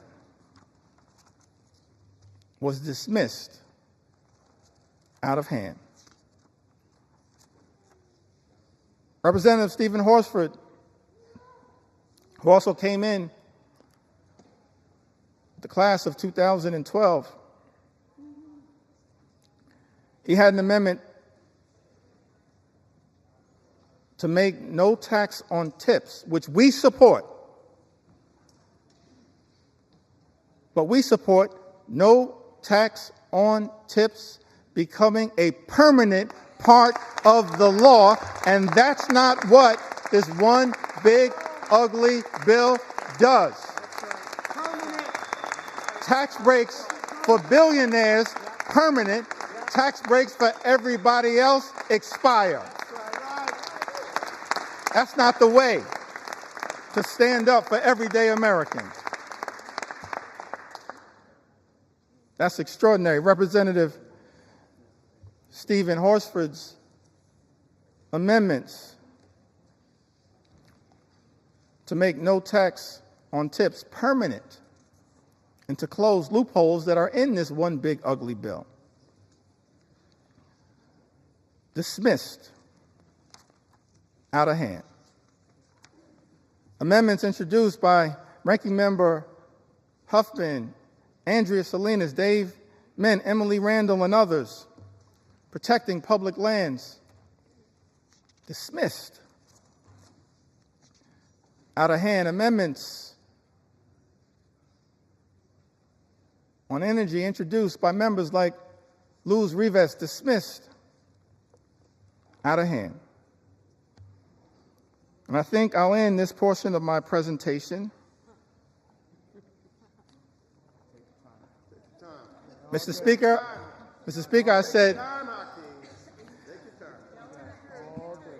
I said this portion of my presentation.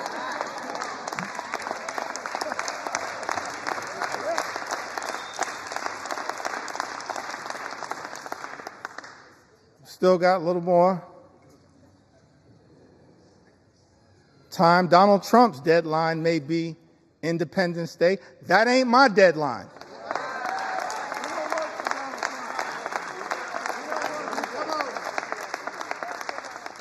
You know why? Mr. Speaker, we don't work for Donald Trump. We work for the American people. That's why we're right here now on the floor of the House of Representatives, standing up for the American people, for everyday Americans, for hardworking American taxpayers, fighting hard to make sure that we can live in a country where every American can afford to live the good life. And as I mentioned earlier, Mr. Speaker, part of being able to afford to live the good life, part of those 5 things that I talked about, which shouldn't be hard to agree upon. Work hard, play by the rules, and then being able to be part of a country. Imagine a country where when you work hard and play by the rules, you can afford to obtain the American dream, to experience the good life, good paying job, good housing, good health care, a good education for your children, and then a good retirement. So we had a series of amendments, Mr. Speaker, introduced on the subject of education. Let me say something about the Department of Education. And every agency, every department can, of course, be improved in terms of its efficiency, but the Department of Education does important work, particularly as it relates to the most vulnerable children amongst us. And as part of this unprecedented assault on the American way of life, President Donald Trump issued this executive order, effectively trying to abolish the Department of Education. I know there are people all across the country as I travel throughout America concerned about this. Let me make something clear. The Department of Education was established by an act of the United States Congress. It cannot be abolished by anyone pretending to be a wannabe king. Not anyone. It's us, the United States Congress. So we introduced, Mr. Speaker, a series of amendments related to this commitment,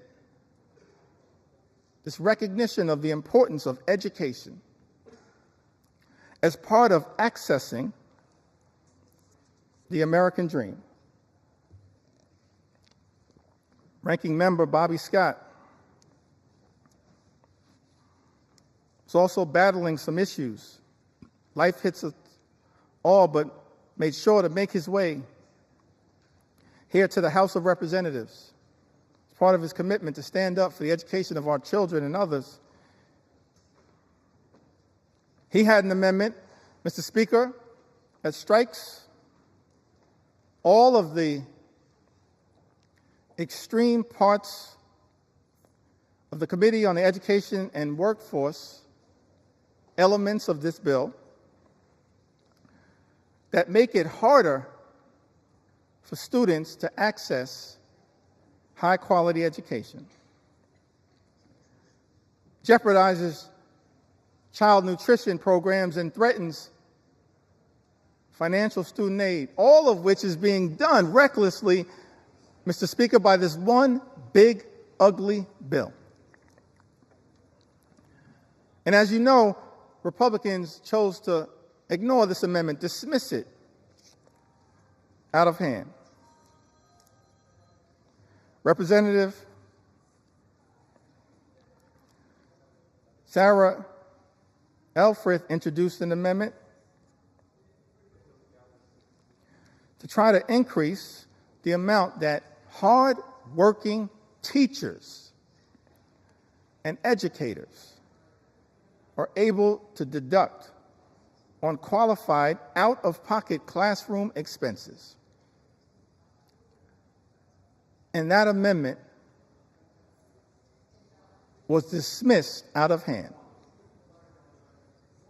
Tax breaks for billionaires, Mr. Speaker, but Republicans have decided hardworking educators can't get an enhanced tax benefit for their out-of-pocket expenses. That's wrong, and as House Democrats, we will continue to stand behind the educators of the United States of America, the teachers in the United States of America, those to whom we entrust our most precious asset, our children. And House Republicans, Mr. Speaker, aren't standing up for educators, for the teachers of America. This is extraordinary. But we're going to continue to stand with our teachers and stand with our public schools all across the United States of America.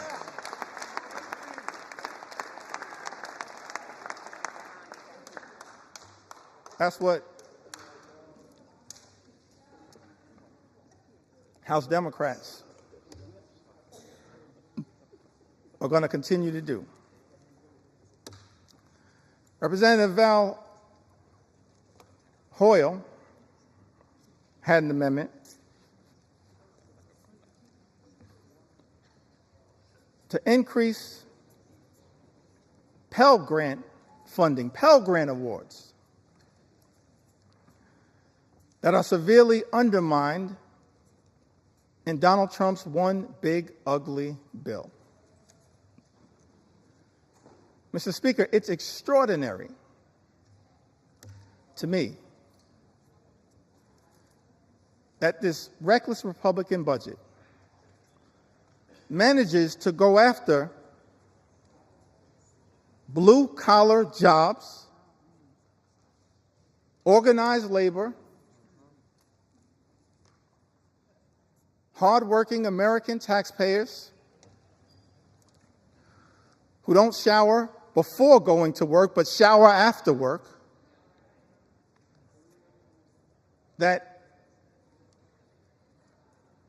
Donald Trump's one big ugly bill goes after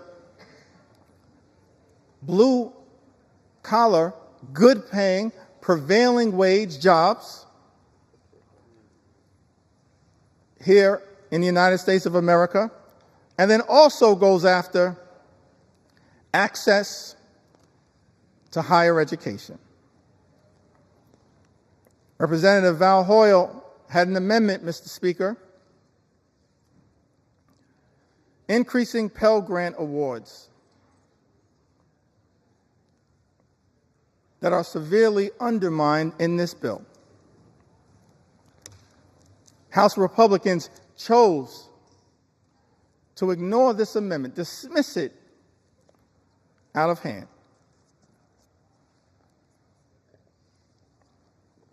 This is another one of those areas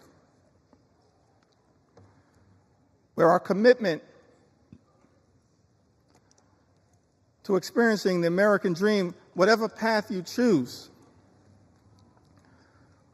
whether that's through career and technical education, as has been the case by many members in their experience or their family experience. Don Norcross, one of our leaders in this regard, Debbie Dingell, others, Mark Pocan, part of the Labor Caucus, leaders in this regard. Mark Pocan, part of the trades movement. Don Norcross, part of the trades movement. Debbie Dingle, so close to the UAW and the trades. It's one of those areas where we also are informed by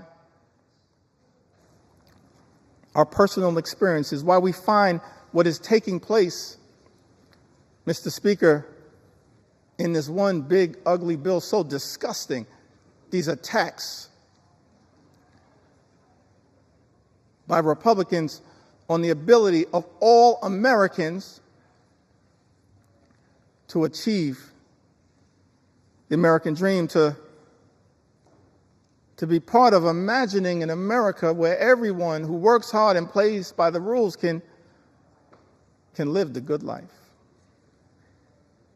Higher education is not the entire solution, but it certainly is part of it. This was taught to me by my grandma Nana. She never had a formal 4-year education, but perhaps she was the wisest woman I've ever known.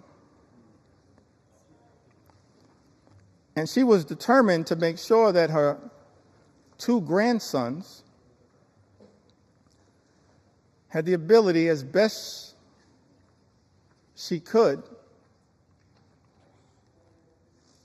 to obtain an education that might ultimately, for us, coming out of this working class neighborhood, Crown Heights in central Brooklyn, spending a lot of time in Bedford-Stuyvesant where she lived, on the corner of Putnam and Lewis, right down the block from the Cornerstone Baptist Church. She was determined to make sure that her 2 grandsons had the best opportunity, and in her view, and Grandma Nano's view, that meant access to education. And so, when we were young, she said to my younger brother and I, I'll never forget this conversation. We were in her home in Bed-Stuy. She said that the 2 of you are going to go to elementary school and then you'll graduate, go to middle school and graduate, high school and graduate, college and graduate. And then she dreamed about us going to graduate school, get a law degree, a PhD, a medical degree, an MBA, some form of advanced education. We were like, Grandma, we're going to be in school our entire lives. And she was so committed to that journey that every single time we graduated, this is a woman of modest means, she gave my younger brother and I, whoever was the graduate, $500 in cash. I still don't know where Nano got that money from.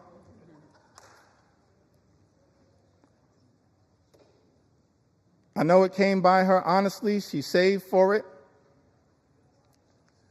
But it was designed to help incentivize her grandchildren to keep going through all of the obstacles. And Mr. Speaker, I made the mistake one day of telling that story, this $500 incentive, in front of my 2 sons. And they said, Dad, you've been shortchanging us our entire lives. Access to education is a part of the journey for many of us. Shocking to me that this one aspect, not the only aspect, this one aspect, that Thomas Jefferson, the author of the Declaration of Independence, once articulated, the father of the University of Virginia, Ben Franklin, the father of the University of Pennsylvania, others saw an important role for enlightened education as just one path that we as House Democrats are trying to protect, while also making sure that every single hardworking American can get the type of career and technical education if they choose that path to experience the American dream. Mr. Speaker, as I perhaps approach the end of this particular journey,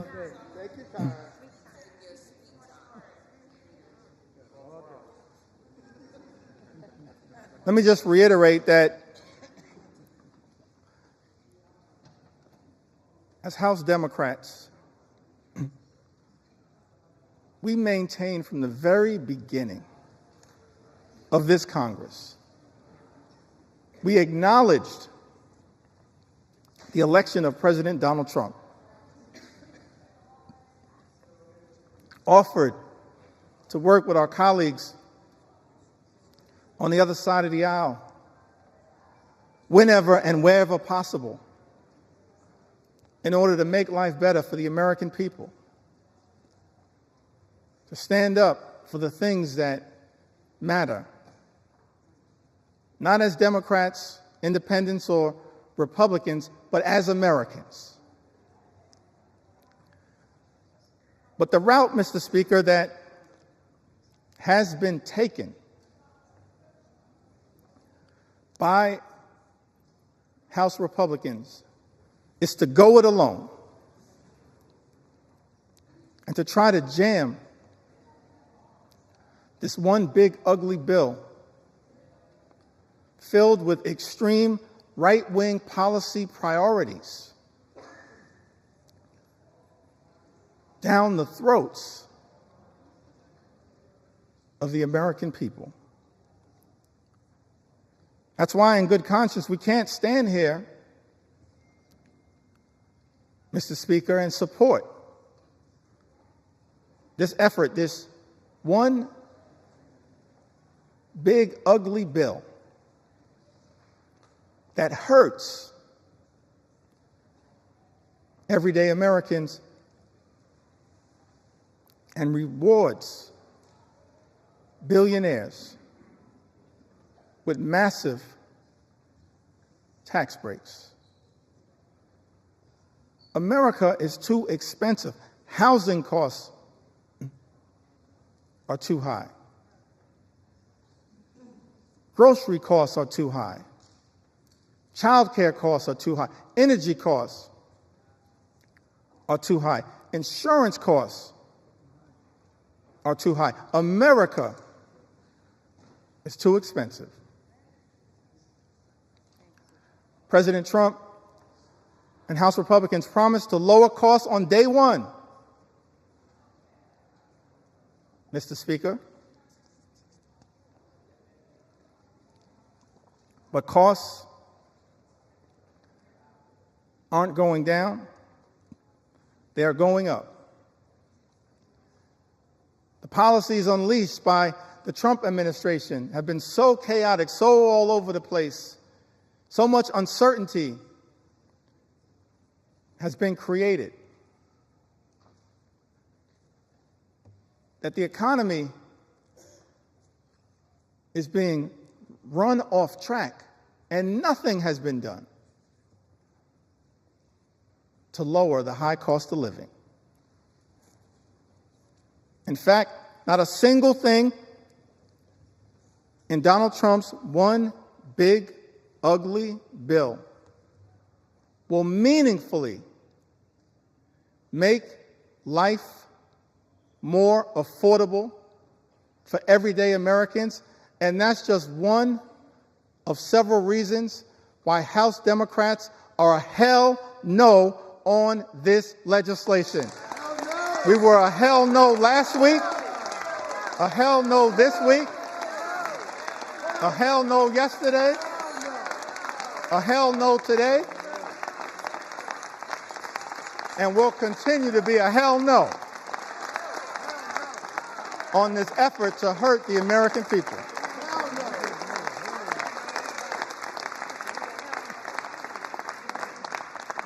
And I note for the record, Mom, hell is in the Bible.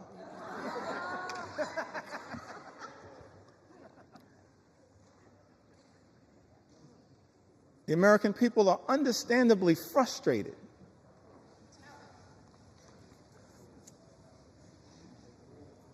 by the high cost of living. Yes, they're frustrated by the unprecedented assault on the American way of life, on our democracy, on the rule of law, on due process, on health care, on Social Security, on nutritional assistance. But it's my sincere hope that we can find a path forward to actually address for the American people some of the underlying sources of their frustration. The fact that people, far too many people, you've heard the stories, Mr. Speaker. And that's just a fraction of the stories that have been shared with us, members of the United States House of Representatives. Just a fraction of the stories that I've been able, on behalf of House Democrats, to enter into the record. They're frustrated by a lot of the things that have gone on in this country since January 20th. I'm frustrated by a lot of what has gone on, disgusted by a lot of what has gone on, Mr. Speaker, in this country since January 20th. We are better than this. But it's also important, one of the things that I hope, Mr. Speaker, we'll be able to address at some point is the source of the underlying frustration. It's a frustration in the comments, in the eloquent words of all of those presidential leaders that I mentioned earlier today, this frustration, this economic frustration. FDR talked about it. Truman talked about it. Kennedy talked about it. Johnson talked about it. Carter talked about it. Clinton talked about it. President Obama talked about it. President Biden talked about it. It's a consistent strand. And while progress has been made in the United States of America, we've come a long way on behalf of working class Americans. There is still a way to go to ensure that in this great country, hardworking American taxpayers don't simply work hard and play by the rules just to survive, barely paycheck to paycheck, but are able to actually thrive. That's the America that we should all commit to work hard towards bringing about. Good paying job, good housing, good health care, good education for your children, and a good retirement. a fair shot at achieving the American Leap, a good retirement. Let me reiterate it for the record. That means, Mr. Speaker, that people in this town need to keep their hands off the Social Security and the Medicare of the American people. Keep your hands off Social Security, Medicare, Medicaid, all of the things. Hands off.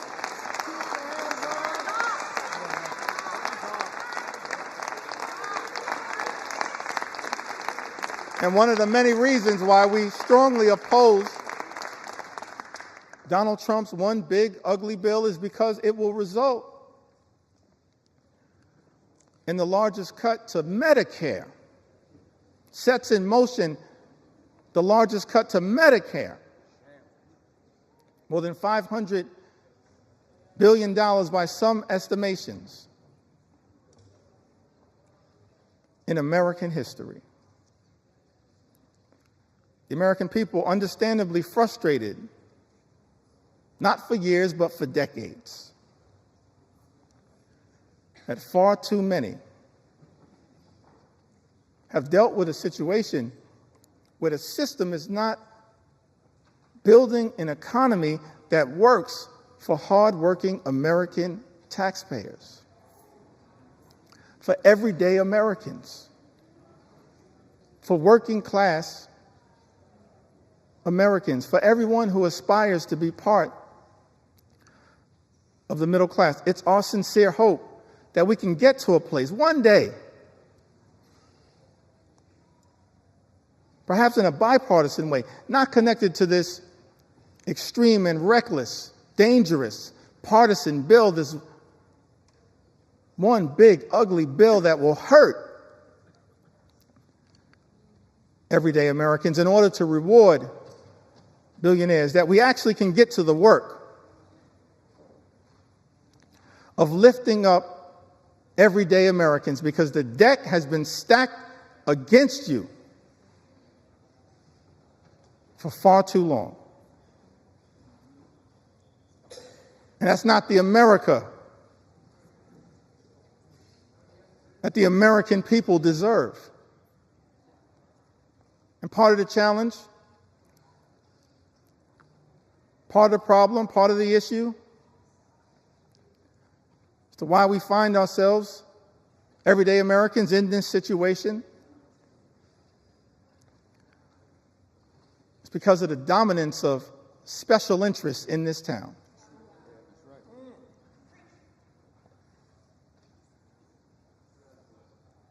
And this one big, ugly bill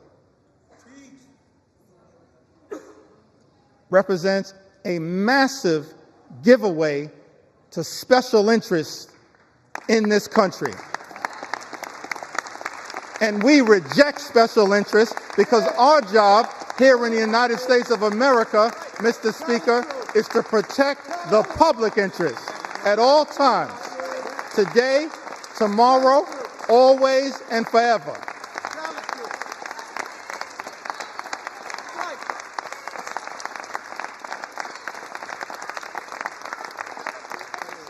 Extraordinary to me, Mr. Speaker, that you got folks in this town talking about draining the swamp. Guess what? You are the swamp. You are the swamp. You are the swamp. We've never seen anything like this.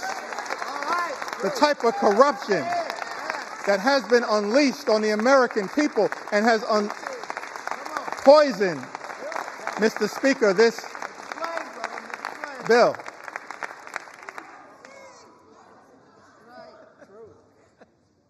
See, you're consulting the parliamentarian, I think. I said people in this town.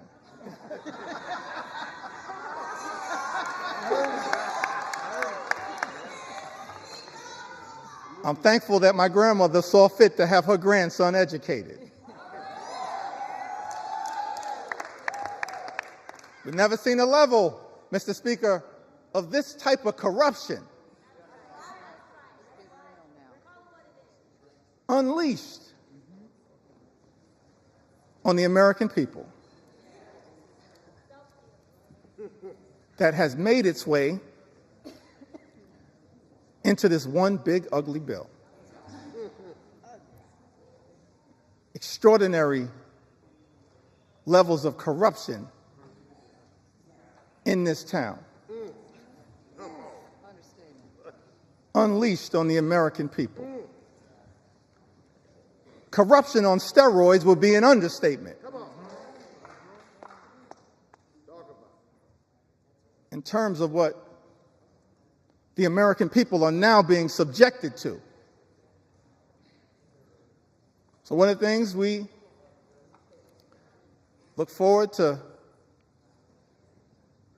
changing in this town, I want to make this commitment, House Democrats. We are committed to making sure that we end corruption once and for all in the United States of America, in corruption in Congress, in corruption at the Supreme Court, and in corruption with the administration. That's part of our agenda, an anti-corruption agenda. That's what the American people deserve. That's what we as House Democrats are committed to bringing about. The exact opposite, Mr. Speaker, of what we see in this bill. We're going to present to the American people an anti-corruption agenda, the likes of which have never been seen. Because it's too much. Fundamentally, it undermines the ability of government to deliver for everyday Americans. You see that politics, at the end of the day, is about the management of public money. That's why we need everyday Americans to participate in your democracy. Because politics, at the end of the day, is about the management of public money. It's about how taxpayer dollars are going to be managed. And what's extraordinary about this one big ugly bill is that what we see, Mr. Speaker, is the management of public money, all of it being done in this highly partisan way. It's not designed to serve the best interest of the American people. It's being managed, Mr. Speaker, in this GOP tax scam, this disgusting abomination, this one big ugly bill. The management of taxpayer money being misused and abused to hurt everyday Americans in order to reward billionaires with massive tax breaks. That's a dereliction of duty. Mismanagement of public money. It's an abuse of the privilege that all of us as members of the United States Congress have. And so one of our promises to the American people as we look toward the future, we will always be stewards of your money to make sure that we are allocating taxpayer dollars in a way designed to lift up the American people, not tear the American people down. That's the type of Congress that the American people deserve. The public interest over special interest. The public interest over special interest. The public interest over special interest. That's one of our promises to the American people. And we're going to work hard to earn your trust as we move forward and look toward the future. I mentioned earlier in my remarks that I wanted to talk a little bit about faith.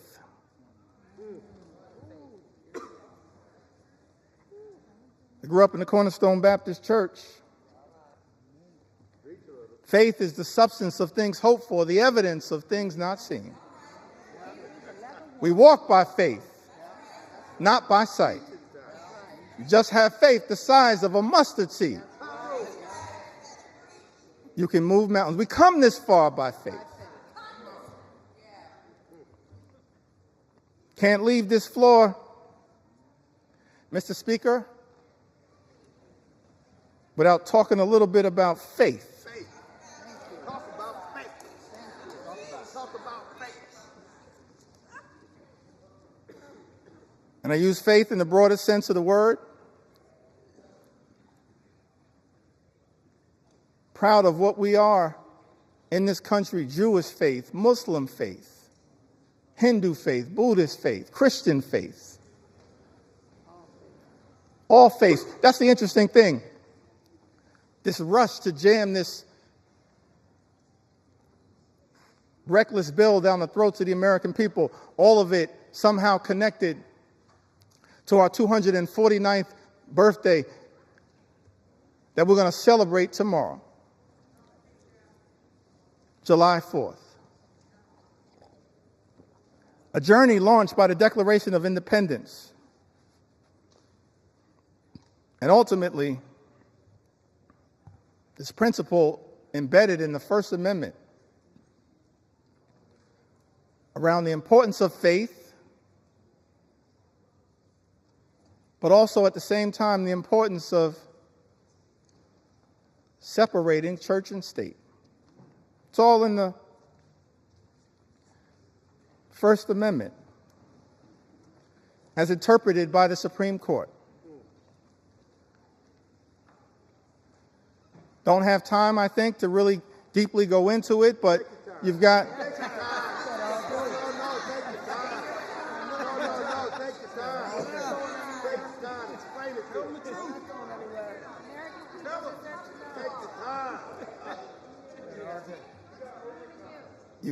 You've got the Establishment Clause and you've got the Free Exercise Clause. Framers of this country recognize the importance of faith, our journey of religion. I'm proud of my Christian faith. But I also recognize the importance of the plurality of all of us, men and women of faith, different religions. And also of the fact that here in America we embrace the religious and the secular. The religious and the secular. But on this question of faith, I alluded to it a little earlier. It seems to me that the Gospels, that the New Testament, there's some interesting parts of the Old Testament. I'm tempted to tell the story of King Nebuchadnezzar.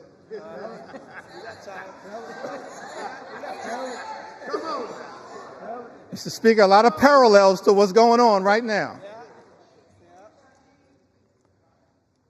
But I'm gonna focus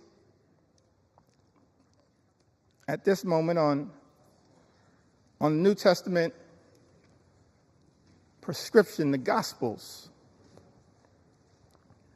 I think it was mentioned earlier by one of my colleagues. I think Don Beyer mentioned it earlier. Matthew, the 25th chapter, verses 35 and 40. I think it's important that at this time, in this moment, in this debate, before I leave the floor of the House of Representatives, that this scripture be entered into the congressional record. For I was hungry, and you gave me something to eat. I was thirsty, and you gave me something to drink. I was a stranger, and you invited me in. A stranger, and you invited me in. E pluribus unum, out of many, one. I needed clothes, and you clothed me. I was sick. I had medical problems. Maybe I needed Medicare or Medicaid or the Affordable Care Act or the Children's Health Insurance Program or Planned Parenthood. I was sick, and you looked after me. I was in prison, and you came to visit me. We have a right as members of Congress to visit people who are detained. It's not just in law, it's right here in Matthew.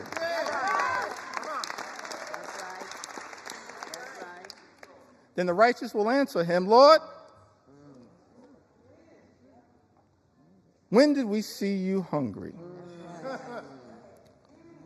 and feed you? Or thirsty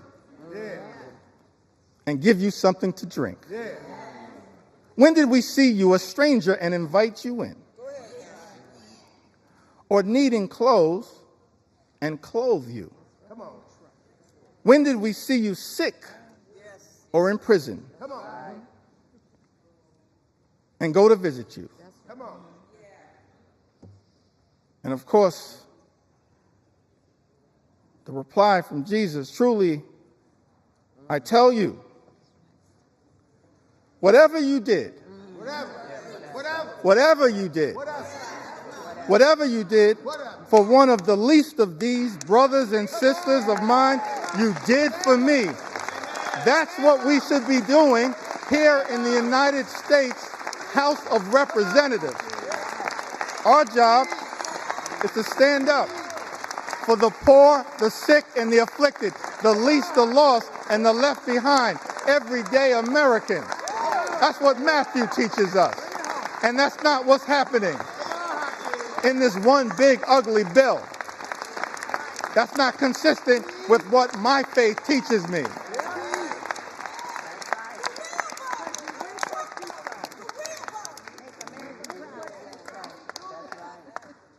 I'm not down with this situation. I'm not down with this situation.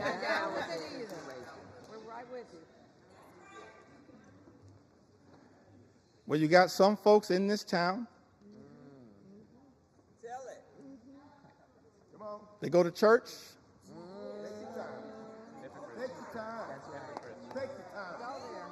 Mr. Speaker, I said some folks in this town, they go to church.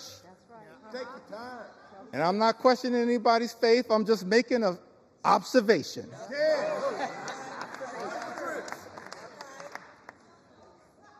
Got some folks in this town, they go to church and they pray on Sunday. P-R-A-Y. And then they come to Congress and pray P-R-E-Y on the American people. I'm not down with that kind of faith. That ain't my faith. That's not our faith. That's not the faith that comes out of the gospel. I can't find that kind of faith in Matthew 25 and 35. I can't find that kind of faith. But I do see something else. Tell us what you see. Tell us what you see. Can I talk about it for a moment? Talk about it. Talk about it. Take your sweet time. Take your sweet time. Take your time. I do see something else, kind of what what I'm seeing connected to this one big ugly bill. I don't know if this was an inspiration to this extraordinary assault on the American people, this corrupt piece of legislation. But when I look over my Bible, and this is going to come from John, it's not going to come from 2 Corinthians, although the Apostle Paul has a lot to say about that. And, Mr. Speaker, I said 2 Corinthians, not 2 Corinthians.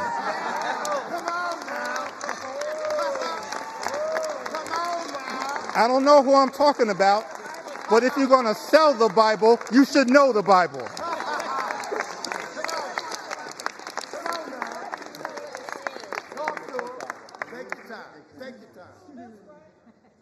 Trying to figure out, because it's not in Matthew. That's right. 25, 35 to 40, but I did see something in John. Go ahead now. Tell us what you saw. Tell us what you saw. John 10 and 10. This frightens me in this moment that we're living in. It says the thief comes only to steal, kill, and destroy. It's incredible to me that we're here dealing with a piece of legislation, literally, that steals money from everyday Americans, from hardworking American taxpayers, steals money from Medicaid, Medicare, the Affordable Care Act, supplemental nutritional assistance, steals money from Pell Grants, from the education of our children, from energy assistance programs. Thief comes only to steal and kill. I don't say this lightly, Mr. Speaker, but we stand behind this point.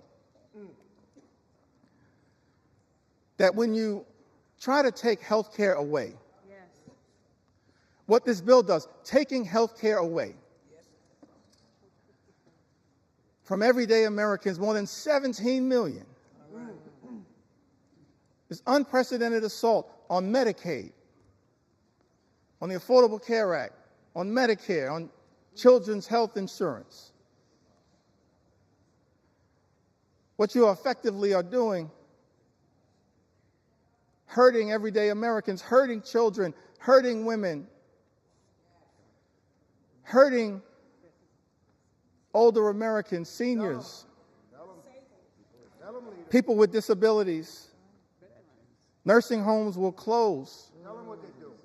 Hospitals will shut down. Community-based health clinics unable to operate. We're actually here debating legislation, Mr. Speaker, that will result in tens of thousands of everyday Americans losing their lives because of the inability to get health care that they now have and is being ripped away from them. John 10 and 10, the thief comes only to steal and kill and destroy. All-out assault on the American people. All-out assault on health care, the economy, Social Security, Medicare, Medicaid, nutritional assistance, veterans, farmers, law-abiding immigrant families, small business Tell 'em. owners. All of the things that we've spent some time on this House floor talking about, that this bill is trying to destroy. That's right. Destroy the American way of life. Make it plain.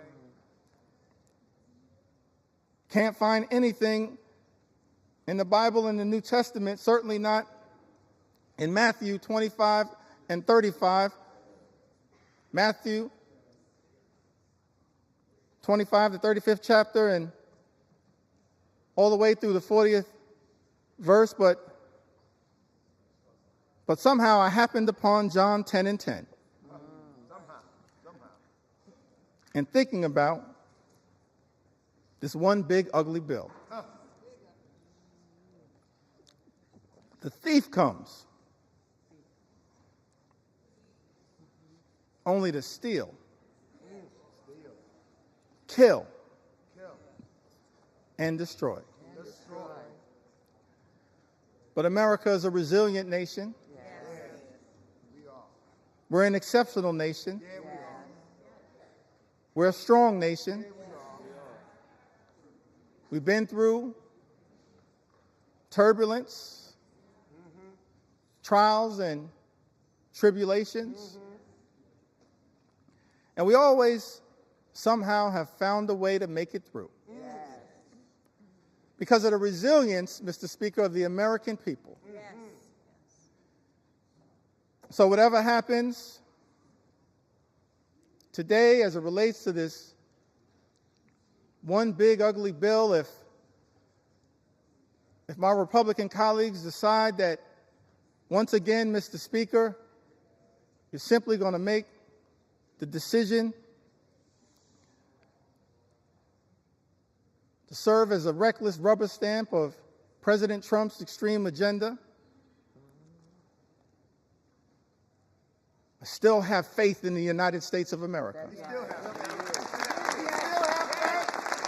Still have faith in the United States of America. I still have faith in the United States of America. We will not let anyone in this town destroy what America represents. Not now, not ever. It's not going to be easy. We recognize that. But we've got faith in the resilience You have time. Take your time. Sweet time. of the American people. So I get ready to close shortly, and Now take your time. Take your time. Take your time. Come on. Take your sweet time. Tell them. Plenty of time. Take your well, let me say it yes, say it. one more time. Our Republican colleagues tried to jam this reckless, extreme bill, Mr. Speaker, down the throats of the American people. Had the nerve to start this debate at 3:28 a.m. in the middle of the night.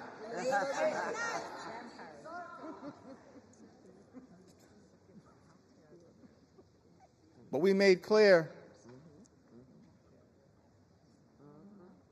that we were going to expose all of the things that are being done to harm the American people. Yeah, that's right. Tell them. Not in the dark of night, but in the light of day.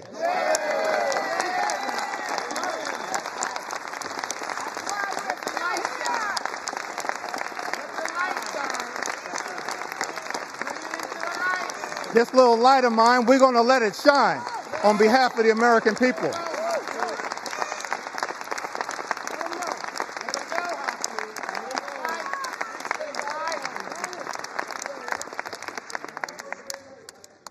Incredible to me that Republicans would try to jam this one big ugly bill down the throats of the American people in the dead of night. And then, to add insult to injury, Mr. Speaker, allocate 15 minutes. 15. That's all. 15 minutes Great. to each side on the committees of jurisdiction. Shame. What a shame. 15 minutes to the Ways and Means Committee on each side. 15 minutes Take your time. Take your time. to the Budget Committee. That's extraordinary. But I'm thankful, I'm appreciative of all of my colleagues who stand behind me. That's right.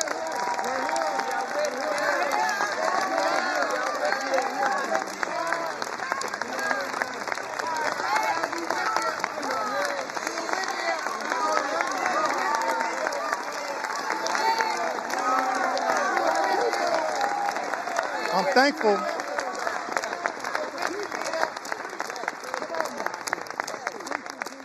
Thankful to all of my colleagues for their commitment, their courage, their conviction, standing up on behalf of the American people to deliver, hopefully, what is a message of concern, but also a message of hope. Come on. That's right. Hope. We got to fight a lot of battles on behalf of the American people. It's not over. It's not over. Fighting a lot of battles on behalf of the American people. This is just one of them. This one. But we wanted to make sure that the American people had an opportunity to fully and more completely understand, in the light of day, just how damaging In the light. this one big, ugly bill will be to the American people. And I plead with my colleagues on the other side of the aisle, Mr. Speaker. I really plead with my colleagues, inspired by some of the framers of the Constitution, the great scholars, the great thinkers, conceived of this incredible journey that we've been on Yeah. in the United States of America, creating separate and co-equal branches of government, recognizing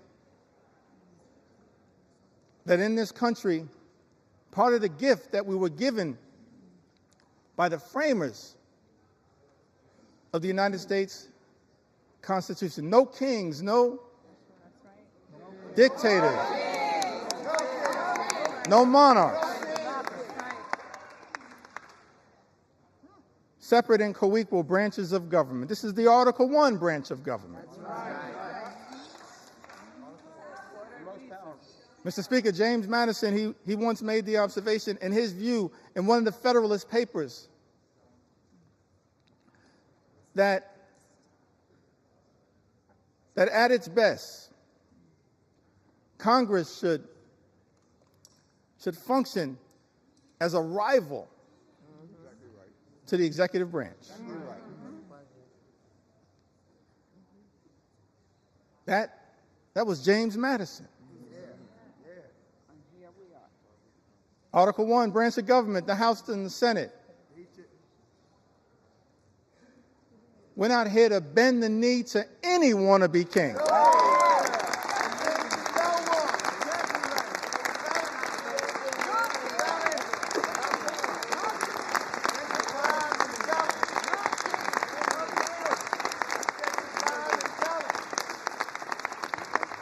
Mr. Speaker, we're not here to bend the knee to any wannabe king. We're here to be a rival to the executive branch in the best spirits of the House of Representatives, to push back against an out-of-control executive branch. That's the framers' vision. I said that's the framers' vision. That's what they said. The framers' vision.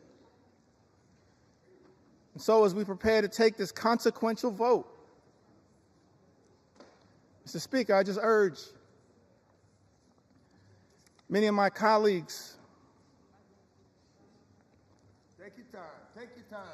in government, Time, Hakeem. my colleagues on the other side of the aisle,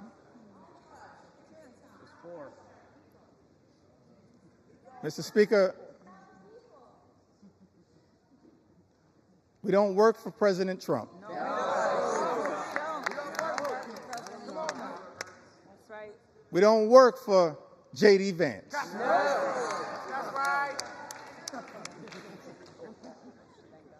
We don't work for Elon Musk. That's right.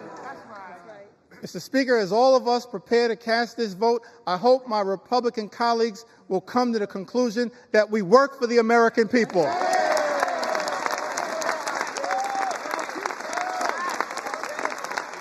We work for the American people.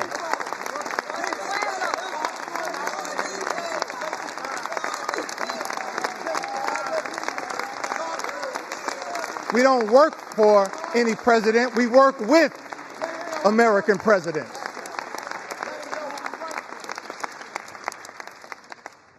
We work for the American people. So it's my hope that as you evaluate this bill, all of the harm that is being unleashed on the American people, ripping health care away from more than 17 million Americans, effectively ending Medicaid as we know it, shutting down hospitals, including in rural America, in districts, Mr. Speaker, that my colleagues on the other side of the aisle represent. That's right. They're people. Nursing homes closing. 1 in 4 nursing homes, Mr. Speaker, will close as a result of the attack on Medicaid and Donald Trump's one big, ugly bill. Mr. Speaker, this is extraordinary. This assault on everyday Americans, assault on children, veterans, seniors, people with disabilities. It's incredible to me. All of this in this one big, ugly bill. Take your time. Ripping food away from children, literally ripping food out of the mouths of hungry children, hungry veterans, and hungry seniors. Mr. Speaker, that's not America. We're better than that.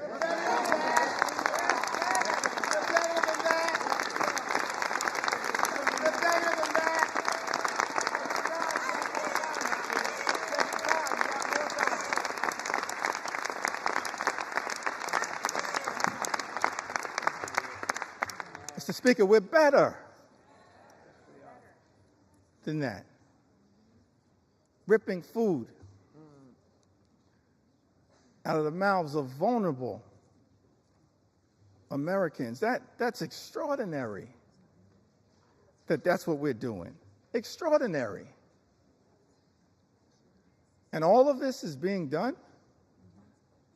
This unprecedented assault on everyday Americans is being unleashed on the American people. Mr. Speaker, on the most vulnerable amongst us. All of this is being done to provide massive tax breaks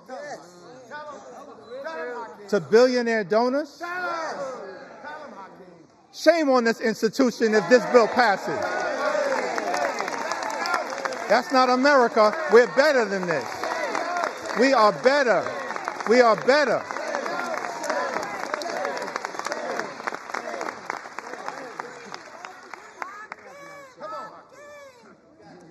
We are better than this. I think that More time. Take your time. as we prepare to vote on this one big ugly bill, That's right. tough time for people in the United States of America. It's extraordinary extremism unleashed on the American people. Mr. Speaker, my colleagues on the other side of the aisle promised to address the high cost of living. Nothing in this bill will meaningfully lower the high cost of living in the United States of America. Nothing. It's incredible to me. All of the promises that were made by some people in this town. That the top priority was going to be to lower the high cost of living in the United States of America. And then, all of last year, ran away from Project 2025. Come on. Come on. Acted like it didn't exist. That's right.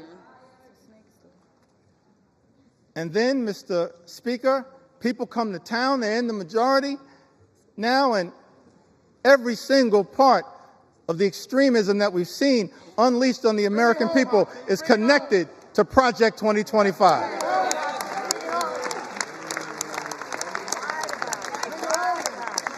Every single part.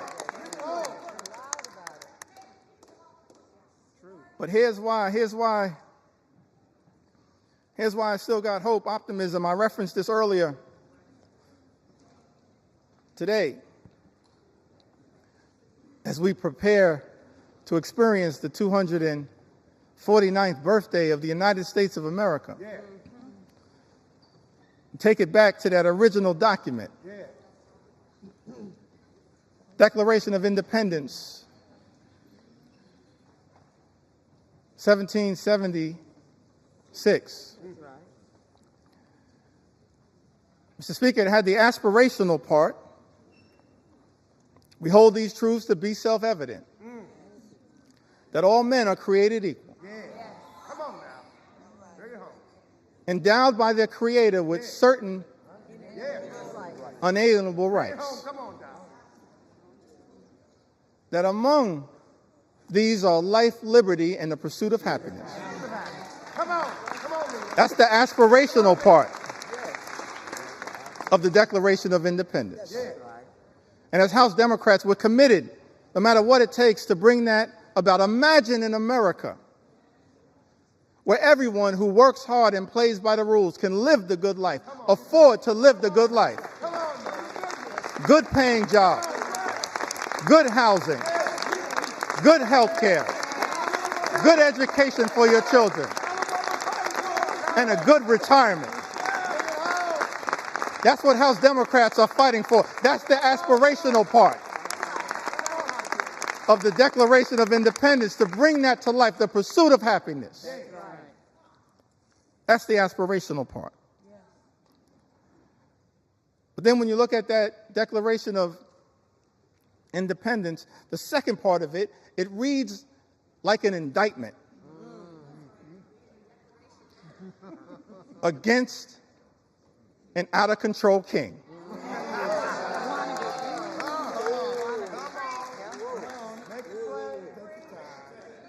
Reads like an indictment against an out-of-control king. I commend all Americans, perhaps sometime tomorrow, I'm going to do this myself, read that document in its entirety. Come on. Read it. Read it. And why was that indictment issued? I think it was because the framers of this great country, they were fed up with Project 1775. And so they implemented Project 1776.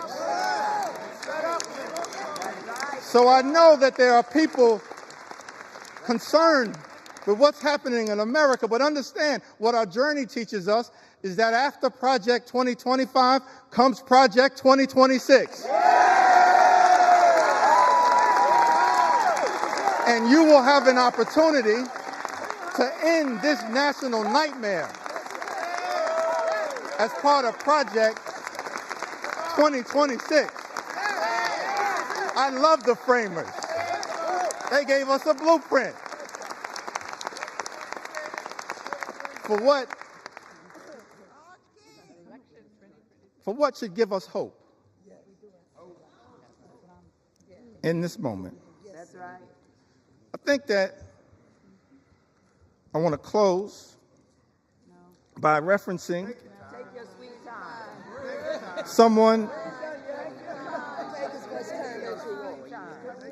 someone who we all serve with. I want to stand on the shoulders, if it's okay,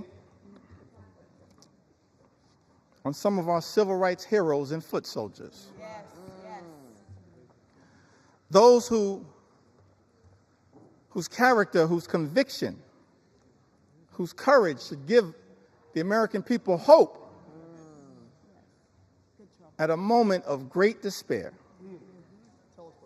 Many of us had the great honor of serving with Congressman John Lewis.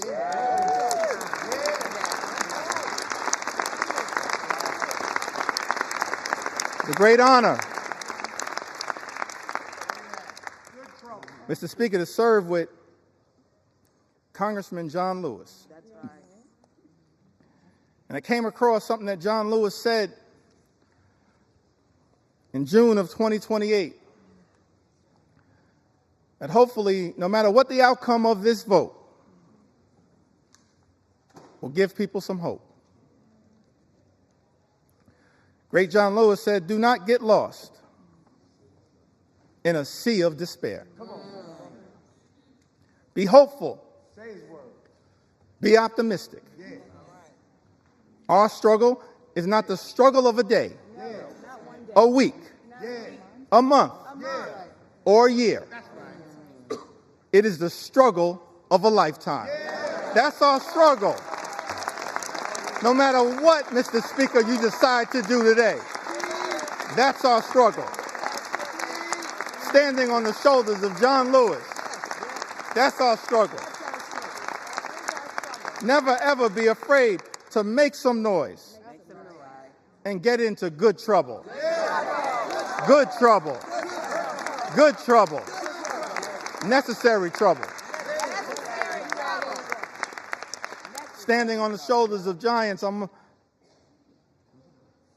John Lewis would often talk to us about his admiration for Dr. Martin Luther King Jr. Dr. King, who would refer to John Lewis as the boy from Troy. The boy from Troy. Now, what's interesting to me, that civil rights movement, we can learn a lot from it. Started December of 1955. And Rosa Parks sat down on that bus so that all of us could have the courage to stand up. That's right. Wasn't an easy struggle. All the odds were stacked against these civil rights heroes and foot soldiers. And during the early days of the movement, a difficult part of the movement, Dr. King, after they've been targeted, arrested, beaten, harassed by the authorities,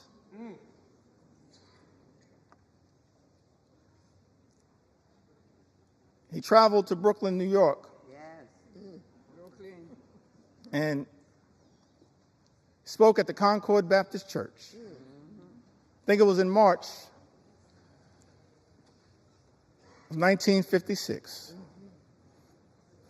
And he said to a group of people of every race, every religion, every life experience, the Concord Baptist Church in Bedford-Stuyvesant, said to them, no matter what the odds,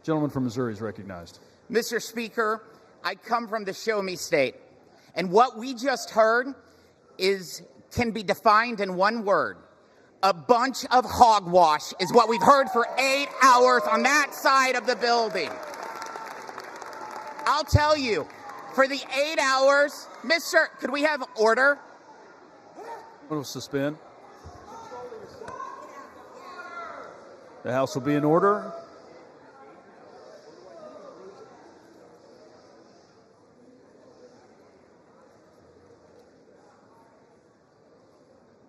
Thank you.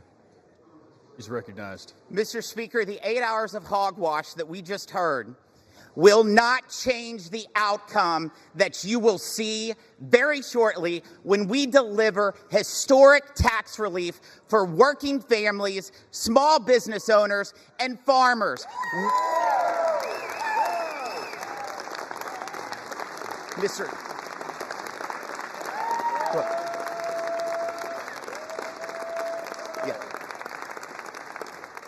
Mr. Speaker, I yield 1 minute to our great Speaker of the House, Mr. Mike Johnson.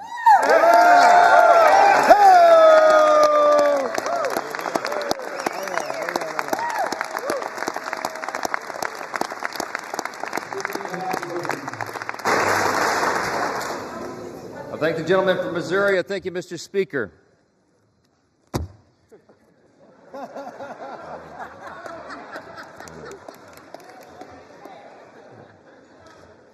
You know, Ronald Reagan said one time that no speech should be longer than 20 minutes, and unlike the Democrat leader, I'm going to honor my colleague's time and be a little more brief than that, all right?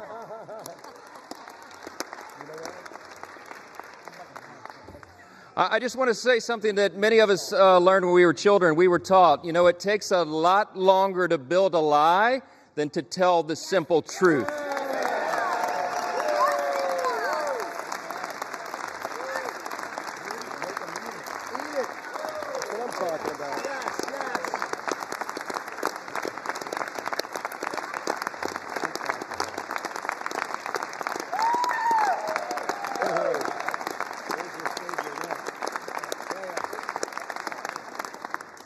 My friends and colleagues on both sides of the aisle, we've waited long enough. Some of us have literally been up for days now. But this day is a hugely important one in the history of our nation. We have a big job to finish, and that's why we're here on the week of July 4th, just a day before now, America's birthday. It was on that fateful day, as a Democrat leader acknowledged, that our founders pledged their lives and their sacred honor to this grand experiment in self-governance that we are now here to steward. It's an experiment that falls to us to guard and to protect it. We take that very seriously on this side of the aisle. In just a few moments, we will remind the world why the American experiment still endures today and why its best days are still ahead of us. Yeah.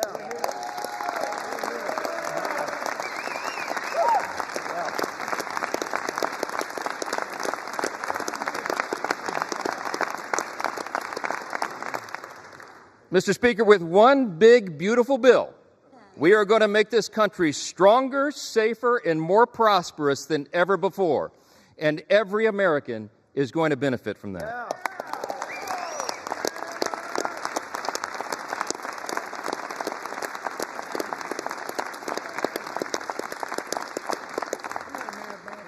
Today, we are laying a key cornerstone of America's new golden age. Now listen, we have a few words of gratitude first. Scripture's been cited a lot this morning, I think mostly out of context, but what I will say, one thing that we know about Scripture is that we're supposed to give honor where honor is due, and that's what we do on this side of the aisle.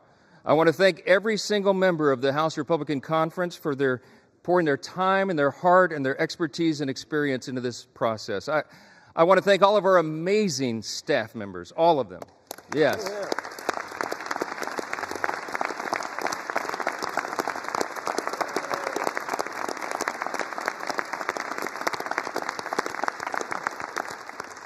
Their dedication, their endless hours, their hard work made this all possible.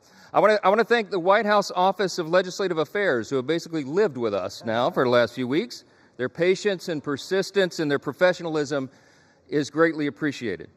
Our country's incredible cabinet secretaries have been involved as well. They've assisted us in countless ways throughout this process. Our Vice President, J.D. Vance, helped us navigate so many dire straits along the last several weeks through the House and the Senate. And of course, our bold, visionary, fearless President, Donald J. Trump,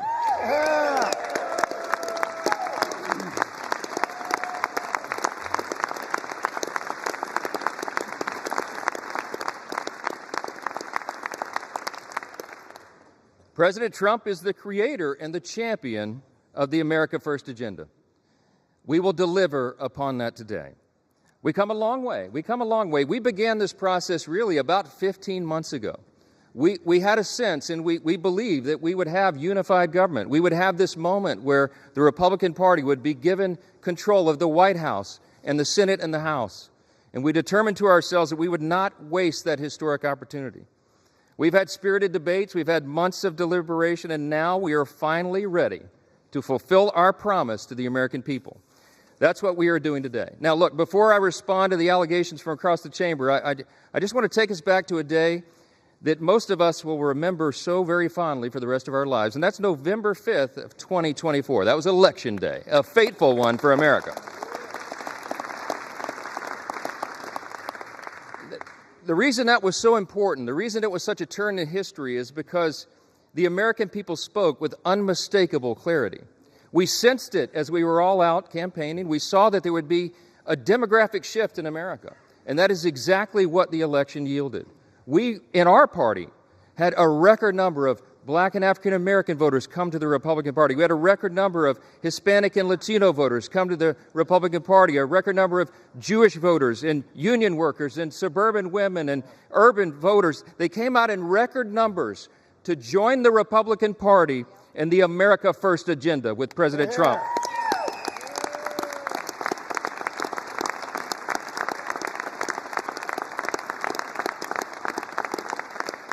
That election was decisive. It was a bellwether. It was a time for choosing. And I tell you what, the American people chose overwhelmingly. They chose the Republican Party. And the reason they did that, they didn't come hesitantly. They came with hopeful anticipation. You know why? Because this is not your father's Democratic Party, okay? They went so far, full speed, to the far left. And their radical, woke, progressive agenda, that nonsense that they tried to push on the people, was rejected by the people. Yeah.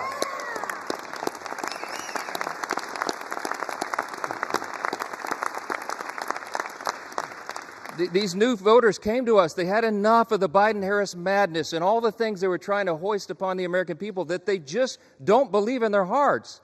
And they were hopeful. They came to us with hope. They wanted us to restore common sense and accountability, and we promised to them that we would do just that.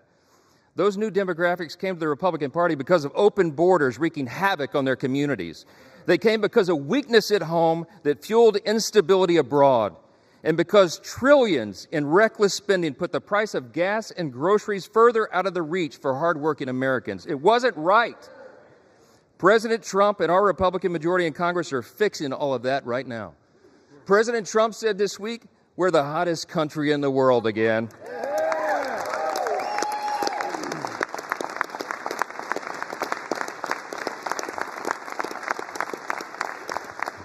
My friends, that is an objective truth. Hey, listen, how about all the wins for the president and this party? Here's just a sample from the last 2 weeks. The headline today will be, the one big beautiful bill passes the Congress, okay?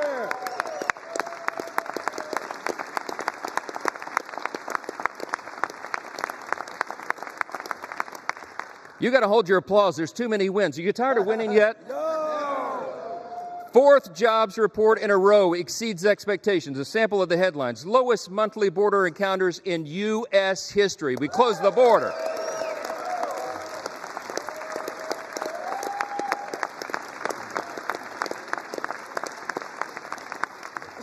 Last couple of days, a new trade deal with Vietnam and all the countries of the world, around the world lining up for that. UPenn agrees to ban biological men from women's sports.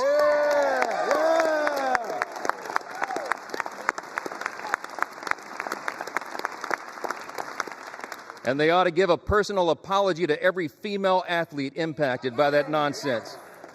Gas prices are at a 4-year low, my friends. The Air Force and Space Force both hit their 2025 recruiting goals 3 months early. Israel is agreeing to a 60-day ceasefire with Hamas. Successful strike on Iranian nuclear sites handles that problem. That's exactly right.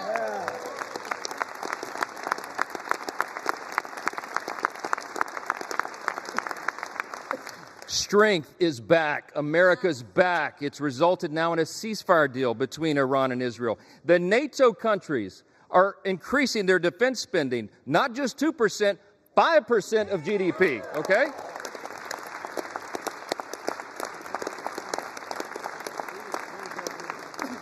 The president got in charge and got a Rwanda-Congo peace deal. The Supreme Court ended nationwide injunctions. How about that?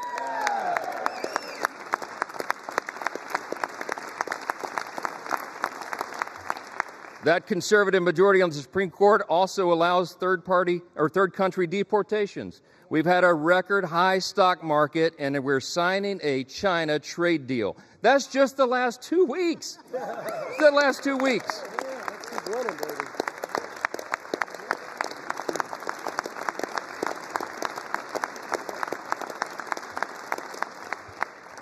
So many simple truths to share, and so little time to do it, because I want everybody to have a break here. But I just want to say this. It's really nice to hear my Democrat colleagues suddenly take an interest in working Americans again. Did you pick up on that theme today? Let's be clear. Working Americans stopped trusting Democrats a long time ago. That is a fact. They're looking to this side of the chamber. They're looking to the Republican Party and our principles to deliver the relief and the reform that they have long demanded and they most certainly deserve. This big, beautiful bill fulfills all the promises of the America First agenda. It is the people's bill. It is made for and shaped by the most diverse coalition of American voters in American history.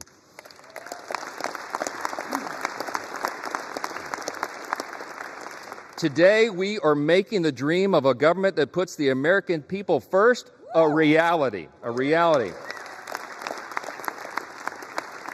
I would need this entire notebook to tell you all the great things in the big, beautiful bill. It is aptly named, but I'll just tell you a couple of the highlights. Record tax cuts for hardworking Americans.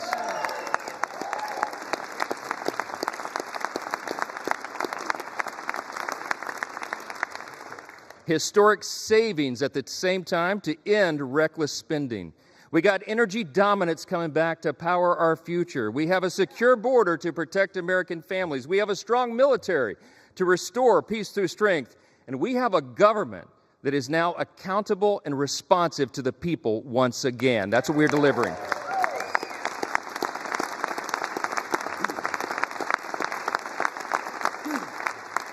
For everyday Americans, this means real, positive change that they can feel, and they will feel much more when this bill is done. Families back home will have real relief, an average of $10,000 in their pockets, thanks to the largest working and middle-class tax cut in the history of this great nation. That's what we're doing today.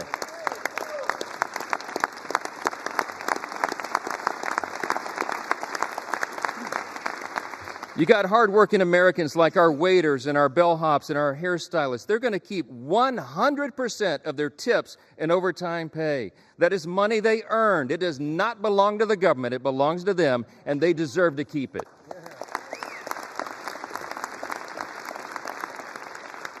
Small businesses that want to build and expand new factories, you know what they can do now? They can write off 100% of their investment.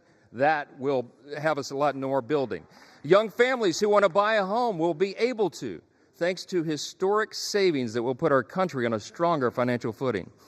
Pregnant women, children, seniors, single mothers, the disabled, and the low-income Americans among us receiving Medicaid and SNAP will have the peace of mind of knowing that we've made these safety nets stronger with our reforms.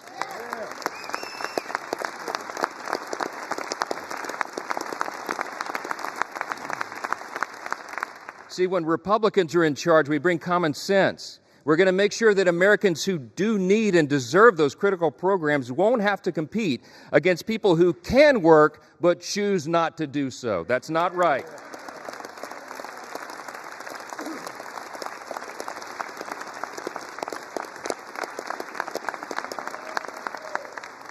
This bill is going to put fairness back in the system. We are returning to common sense. We're returning to what is good and decent that people know in their hearts, and that's why they support it. More Americans will be working, volunteering, and serving their communities because modest, common sense work requirements will restore dignity and purpose to those on taxpayer-funded benefits. The bill will also mean that safer streets are available in every zip code around the country because our border will remain fully and totally secure.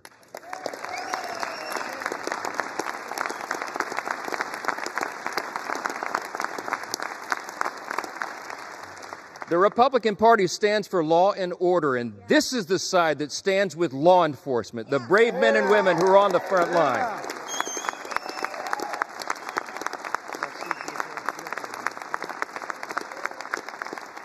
The idea that those who put their own lives on the line to protect us would be assaulted for doing their jobs is unconscionable. Law enforcement, I know you agree. I know, amen. Law enforcement will have the help of a border wall now that's 100% complete.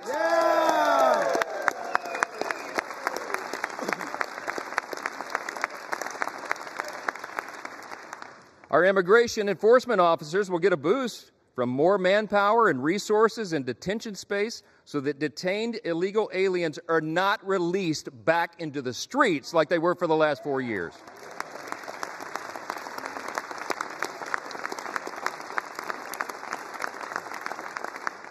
And our homeland can rest soundly again under the protection of President Trump's Golden Dome. That's what we're investing in. Look, any of these individual achievements would be historic victories for a Republican Congress or any Congress. And today we're delivering on all of them in one big, beautiful bill. That's what Americans can count on when we pass this legislation, and that's exactly what Democrats will vote to oppose today. That's a fact. We didn't write this bill for the Democratic Party or the elites or the media. This bill is for hard-working Americans, and they deserve it.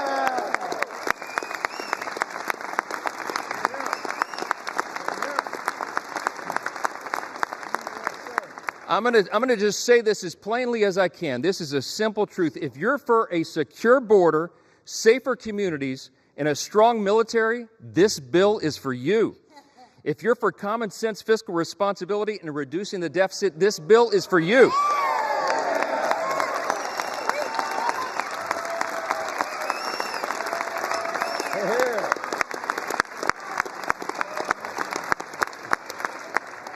If you're for fair and lower taxes, bigger paychecks, affordable gas and groceries, and restoring dignity to hard work, this is the bill for you.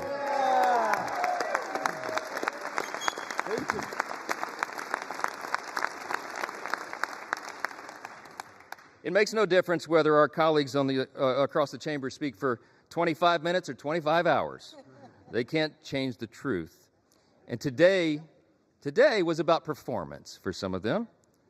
But today for us is about results. Results that improve the lives of Americans, regardless of their race, religion, color, or creed. It does not matter.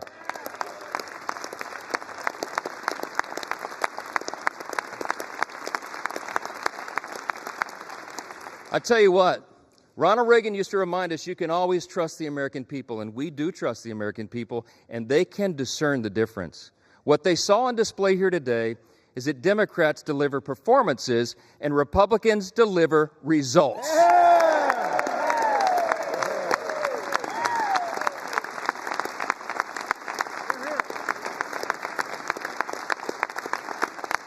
Today, my friends, we are ready now. We are going to deliver what we were sent here to do, and every American will benefit from it. In 1793, just steps from where we stand today, President George Washington laid the first cornerstone of the United States Capitol. Over 50 years later, on July 4th again, members of this body gathered once again to lay a second cornerstone. Once more on July 4th, at the height of the Cold War, Congress laid a third cornerstone. And this week, with this vote today, on our nation's birthday being tomorrow, we lay a fourth. With this bill, we can vote as stewards of that great legacy that we have inherited in this extraordinary nation that we are blessed to live in. We can lay another sturdy foundation for the future of this country, a future where working Americans can feel relief, where government can finally start living within its means again, and where the United States is safer, stronger, and more prosperous than ever before. That's right. Now, I'm going to say this as they mock America and mock everything and mock the bill. We'll see how the people feel about that. Yeah.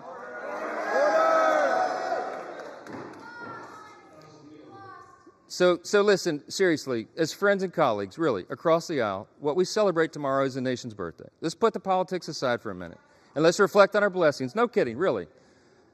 Tomorrow is the 249th birthday of our nation, and that's right.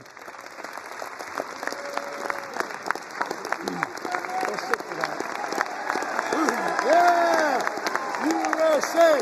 USA! USA! USA! USA!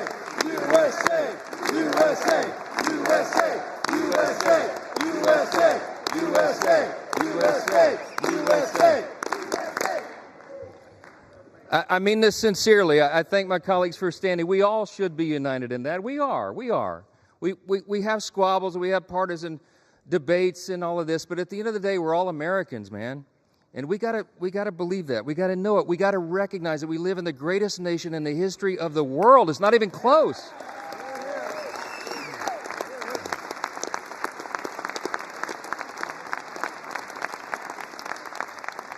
My friends and colleagues, we are so blessed. We should not take it for granted. We live in the most free, the most successful, the most powerful, the most benevolent nation that has ever been on the face of the earth. And there's a reason for that. The reason that we are the greatest nation is because we were built on the ultimate foundation. And the bold declaration that my friend Hakeem Jeffries articulated earlier is true. We unite under that. The bold declaration that we do hold these truths to be self-evident. What is a self-evident truth? It's something that's obvious. We hold these truths to be self-evident that all men are created equal. It does not say born equal. It says created equal. And that it is our Creator, yes. It is our Creator that gives us our rights. See, the powerful thing about that is we're the first nation in the history of the world that acknowledged that our rights do not derive from government. They come from God Himself.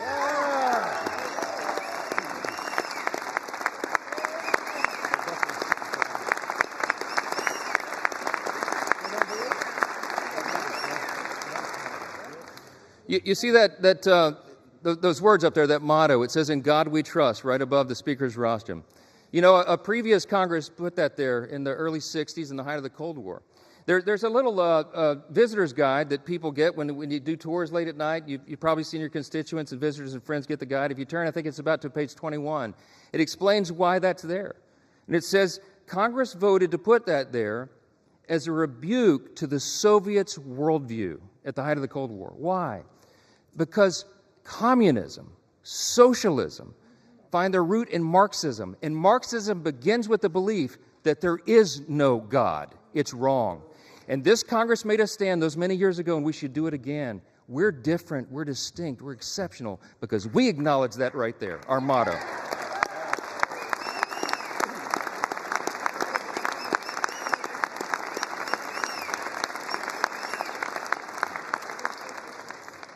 It doesn't say in government we trust. It says in God we trust.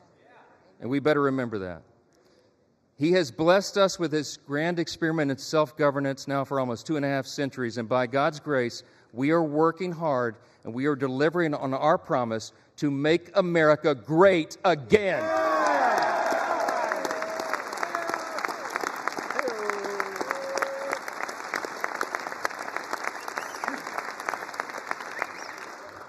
This is without a doubt the most important vote of this Congress, and I think this may be the most important vote that any of us take in our entire lifetimes.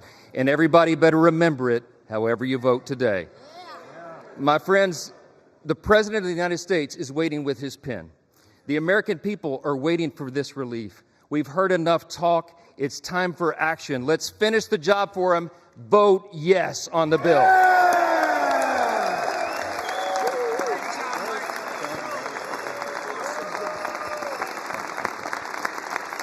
With that, I yield back.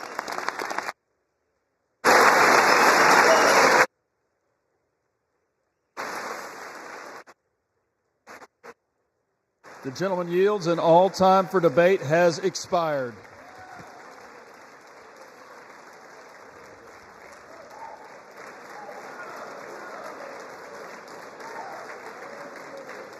Pursuant to House Resolution 566, the previous question is ordered.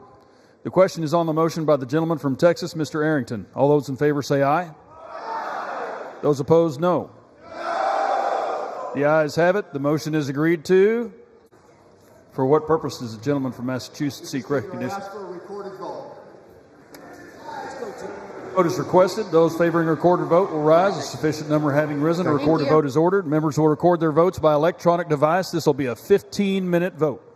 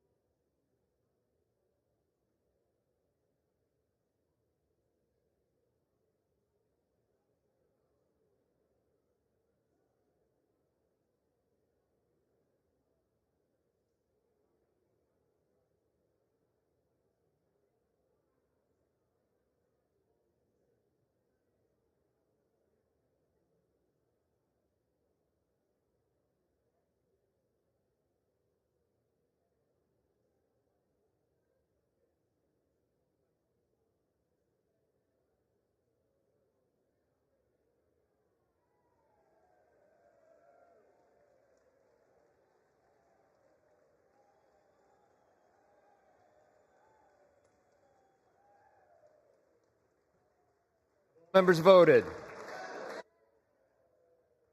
Or wish to change a vote? No.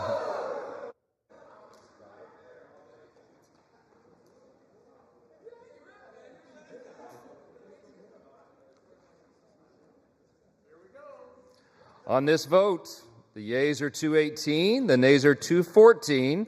The motion is adopted.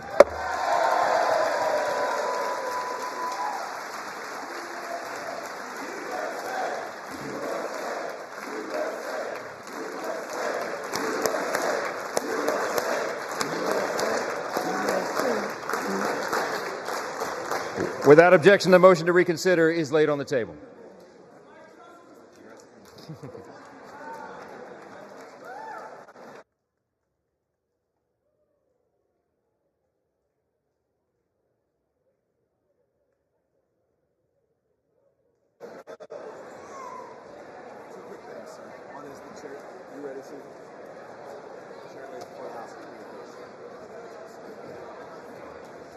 You ready? The chair lays before the House a communication. The Honorable Speaker, House of Representatives, sir, pursuant to the permission granted in Clause 2H of Rule 2 of the Rules of the U.S. House of Representatives, the clerk received the following message from the Secretary of the Senate on June 27, 2025 at 3:36 p.m. that the Senate passed Senate 98, Senate 257, that the Senate agreed to relative to the death of Frederick W. Smith, Senate Resolution 308, Appointments, Board of Visitors of the U.S. Military Academy. Signed sincerely, Kevin F. McCumber, Clerk. Do what I have to do. To Clause 13 of Rule 1, the House stands adjourned until 10 a.m. on Monday, July 7, 2025.